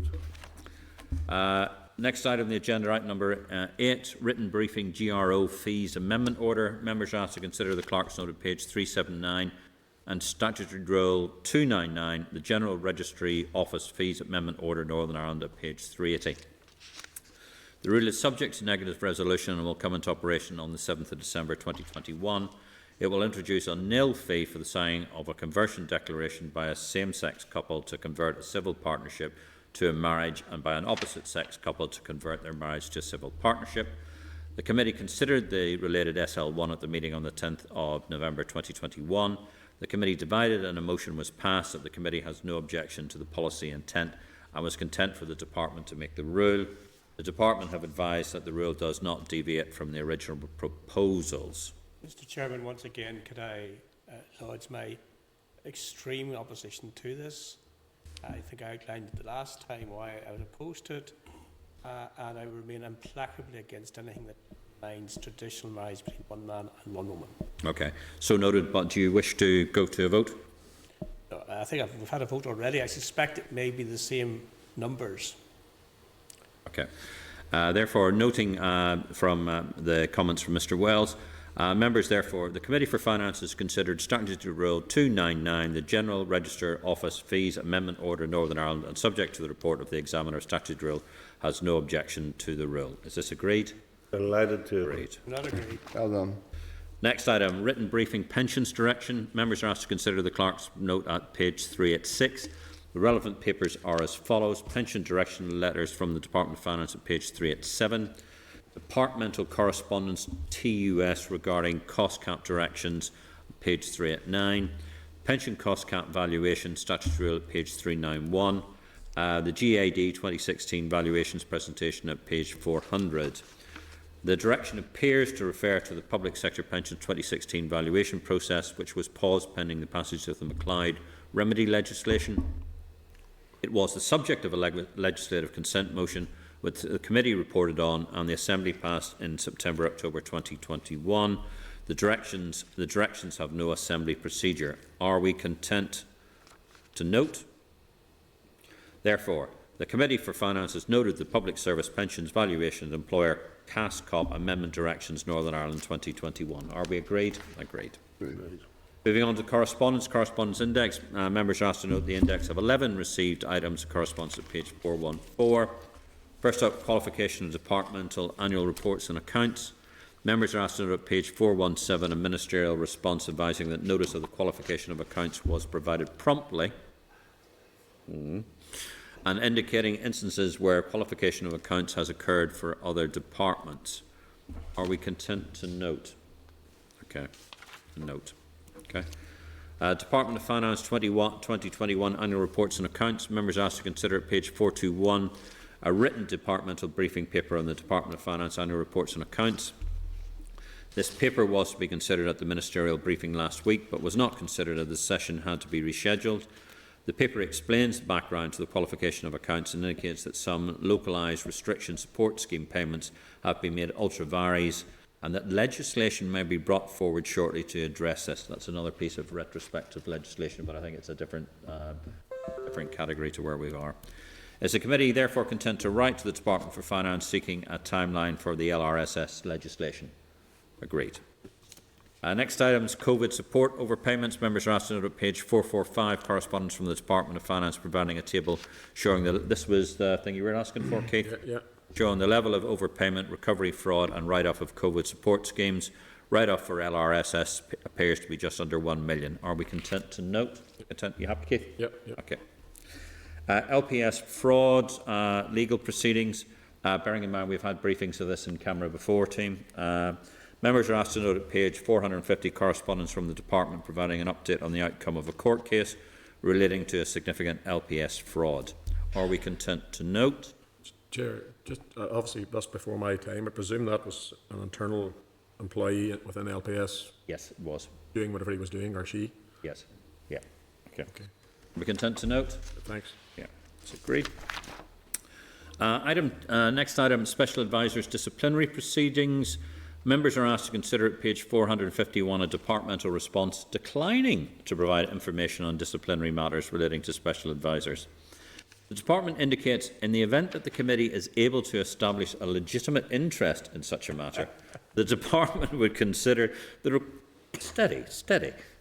The Department would consider the request for information in light of Article 8 of the Convention as set out in the Human Rights Act 1998, data protection legislation and common law rights to confidentiality.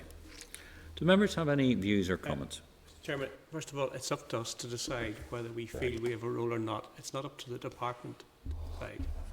Secondly, given the enormous damage that irresponsible special advisors from all parties, excluding the SDLP, from all parties behaved in the RHI debacle, we have a very clear and important role.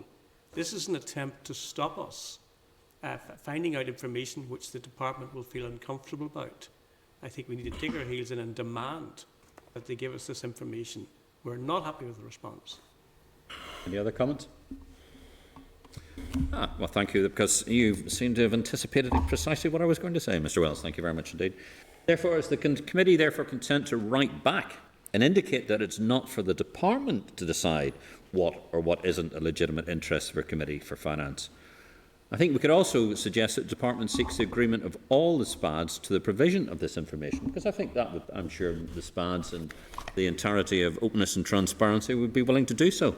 I can think of at least. I think it's also making the point, Chair, we're not asking for personal information. No, We're asking for more general information about whether this. Yes. Yeah.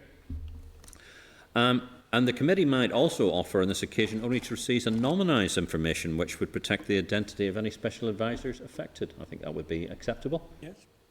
Agreed. I think that would address the concern the department seems. Indeed. Thank you. Next item, the unique circumstances funding. Members are asked to note at page 453 a TEO response to the committee's request for a breakdown of the allocation of funding under the NDNA unique circumstances initiatives and timing of the related allocation. TEO has declined to provide the information, arguing it is a matter for the Northern Ireland Audit Office, the Northern Ireland Office, which previously declined to provide this information. It appears that the FM and DFM sign-off for this spend was a political rather than an executive agreement. The Department of Economy have advised that the Department of Finance have sought related bids from departments, and the committee has already written to the Department of Finance seeking sight of these bids. Anybody wish any comments? Go ahead, Matthew. But, I suppose we just make the general comment that it sort of reinforces that these tranches of money tend to have this sort of weird limbo or kind of status, which is like, so for example, when we get tables, I'm not sure about NDNA funding, but when we get tables on, updated monitoring rounds or budgets. We will often get tables which talk about fresh start funding and sometimes NDNA funding, confidence and supply funding. Now, it's not completely consistent the way they're presented, but the implication is that there is a kind of agreed basis on which this money, that there are these agreed pots which exist, but then when you ask about them, they don't seem to. So there's just this kind of question about what is the, in a sense, what's the legal status? And I don't know if that's a naive question, but clearly there's an ongoing tussle, dialogue between the Department of Finance and the Treasury, for example, most recently over the spending review and what the baseline was. That's sort of fair enough. That's a part of the, whether it's good or bad, it's part of the devolved spending settlement we have to work with. But these kind of tranches of pots of money, it would just be, I would be interested to find out what's the department's view of their status, if you see what I mean. Are they just gentle persons agreements, but they don't seem to be particularly well observed, or what? Do you know what I mean? Yeah, it's sort of, and I'll just refer to the, and again, may I sort of commend the Northern Ireland Fiscal Council for the Public Finances Northern Ireland, a comprehensive guide. But one of the things that they refer to is the lack of transparency and understanding where various monies are. And I think the fact that we as the Finance Committee are charged for looking at sort of the finances of Northern Ireland and the government of Northern Ireland and how it is managed, and the fact that it may or may not be political, I don't think is necessarily the question. It's the fact that we should have oversight or a degree of understanding of where these finances are. Because, I must admit, I tend to, even though I look at the documentation assiduously and sort of read all the briefings that come through, but I have an issue as well with trying to understand where that's coming from. And quite frankly, I'm not really happy with that response. So I think we should write back to both the TEO and the Department of Finance and say, while you're declining to provide the information and you're saying you're arguing it's a matter for the Northern Ireland office, I would think it would probably be appropriate that the information was provided in the case of, for the sake of openness and transparency, which of course we've just heard the new head of the Civil Service, Northern Ireland Civil Service, said that she was committed to. And it's all part, and I think it all comes under part and parcel of it comes under her remit as well. So I would quite like to sort of write to them on behalf of the committee to ask them to reconsider their view. Are we agreed? Agreed. Thank you very much indeed. Next item on the agenda is the Fiscal Council. Members asked to note on page 459 correspondence from the Northern Ireland Fiscal Council informing members that will write to the committee on the 22nd of November on the spending review. It also informs members of plans to publish its comprehensive guide to Northern Ireland public finances, which we've seen. And I met informally with them on yesterday. The relevant correspondence is page 9 of the tabled items. The Fiscal Council letter indicates that the spending review is largely on trend with previous non-COVID increases to the Northern Ireland Block grant. It also indicated the long-haul APD arrangements will increase the losses to the Executive from almost nothing to 2.45 million. Well, Chair, I would just say, if I may, on that, that we have one, at least one MLA who's willing to constantly beat the drum for not spending £2.5 million a year on non-existent long-haul flights. But I would also say, if we could also raise the banal point of, are other members of the Finance Committee able to get hold of hard copies of this report?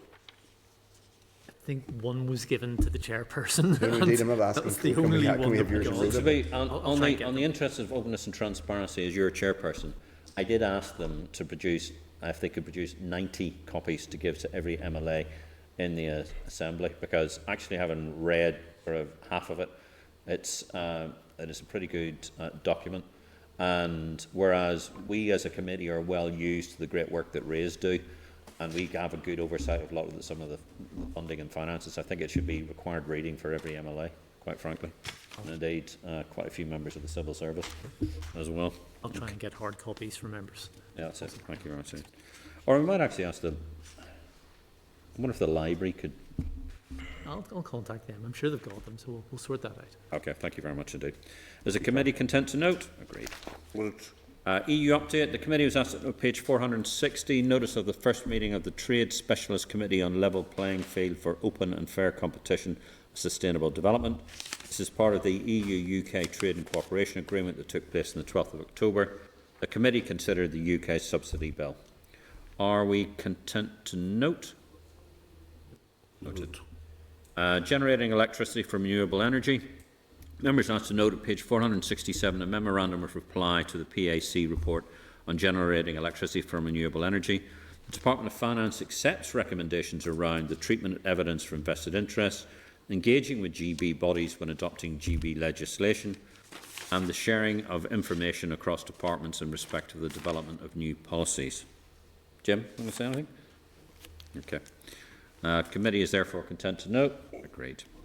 Youth Assembly for Northern Ireland. Members are asked to note on page 476 correspondence informing members that the Youth Assembly committees have been established for education, environment, health and rights and equality, and will be interacting with relevant committees. Are we content to note? Indeed. There was a letter from 478 from the head of the Civil Service asking to reschedule her appearance, but that's been overtaken by events. Are we content to note? There was a DERA webinar. Members are asked to note correspondence of table 20 of the tabled item from the Committee for Agriculture regarding a ministerial webinar on the green growth strategy to be held on the 29th of November. A link is provided. Are we content to note? Agreed. Composite request is page 128. Are we agreed? Are we happy with that? Excellent, thank you. Moving quickly on to the forward work programme. Draft forward work programme is page 497. Members are asked to note that the Fiscal Commission is to brief on the 19th of January 2022, and they will provide the committee with a copy of the report the day before its release. Okay, happy with that? Content to note? Agreed. And the draft forward work programme now extends to the end of the mandate. It now includes briefings which are to be confirmed from the Procurement Board on the Department of the 2021 Budget Bill. Are members content with the forward work programme as amended? Agreed. Agreed. Okay. Is there any other business? Thank you. Thank you very much indeed, team. Thank you. Brings us up to 1700. Next meeting, 1st of December at 1400 here in the Senate Chamber. I hereby switch off the red light. Thank you very much indeed. Senate Chamber, programme signed.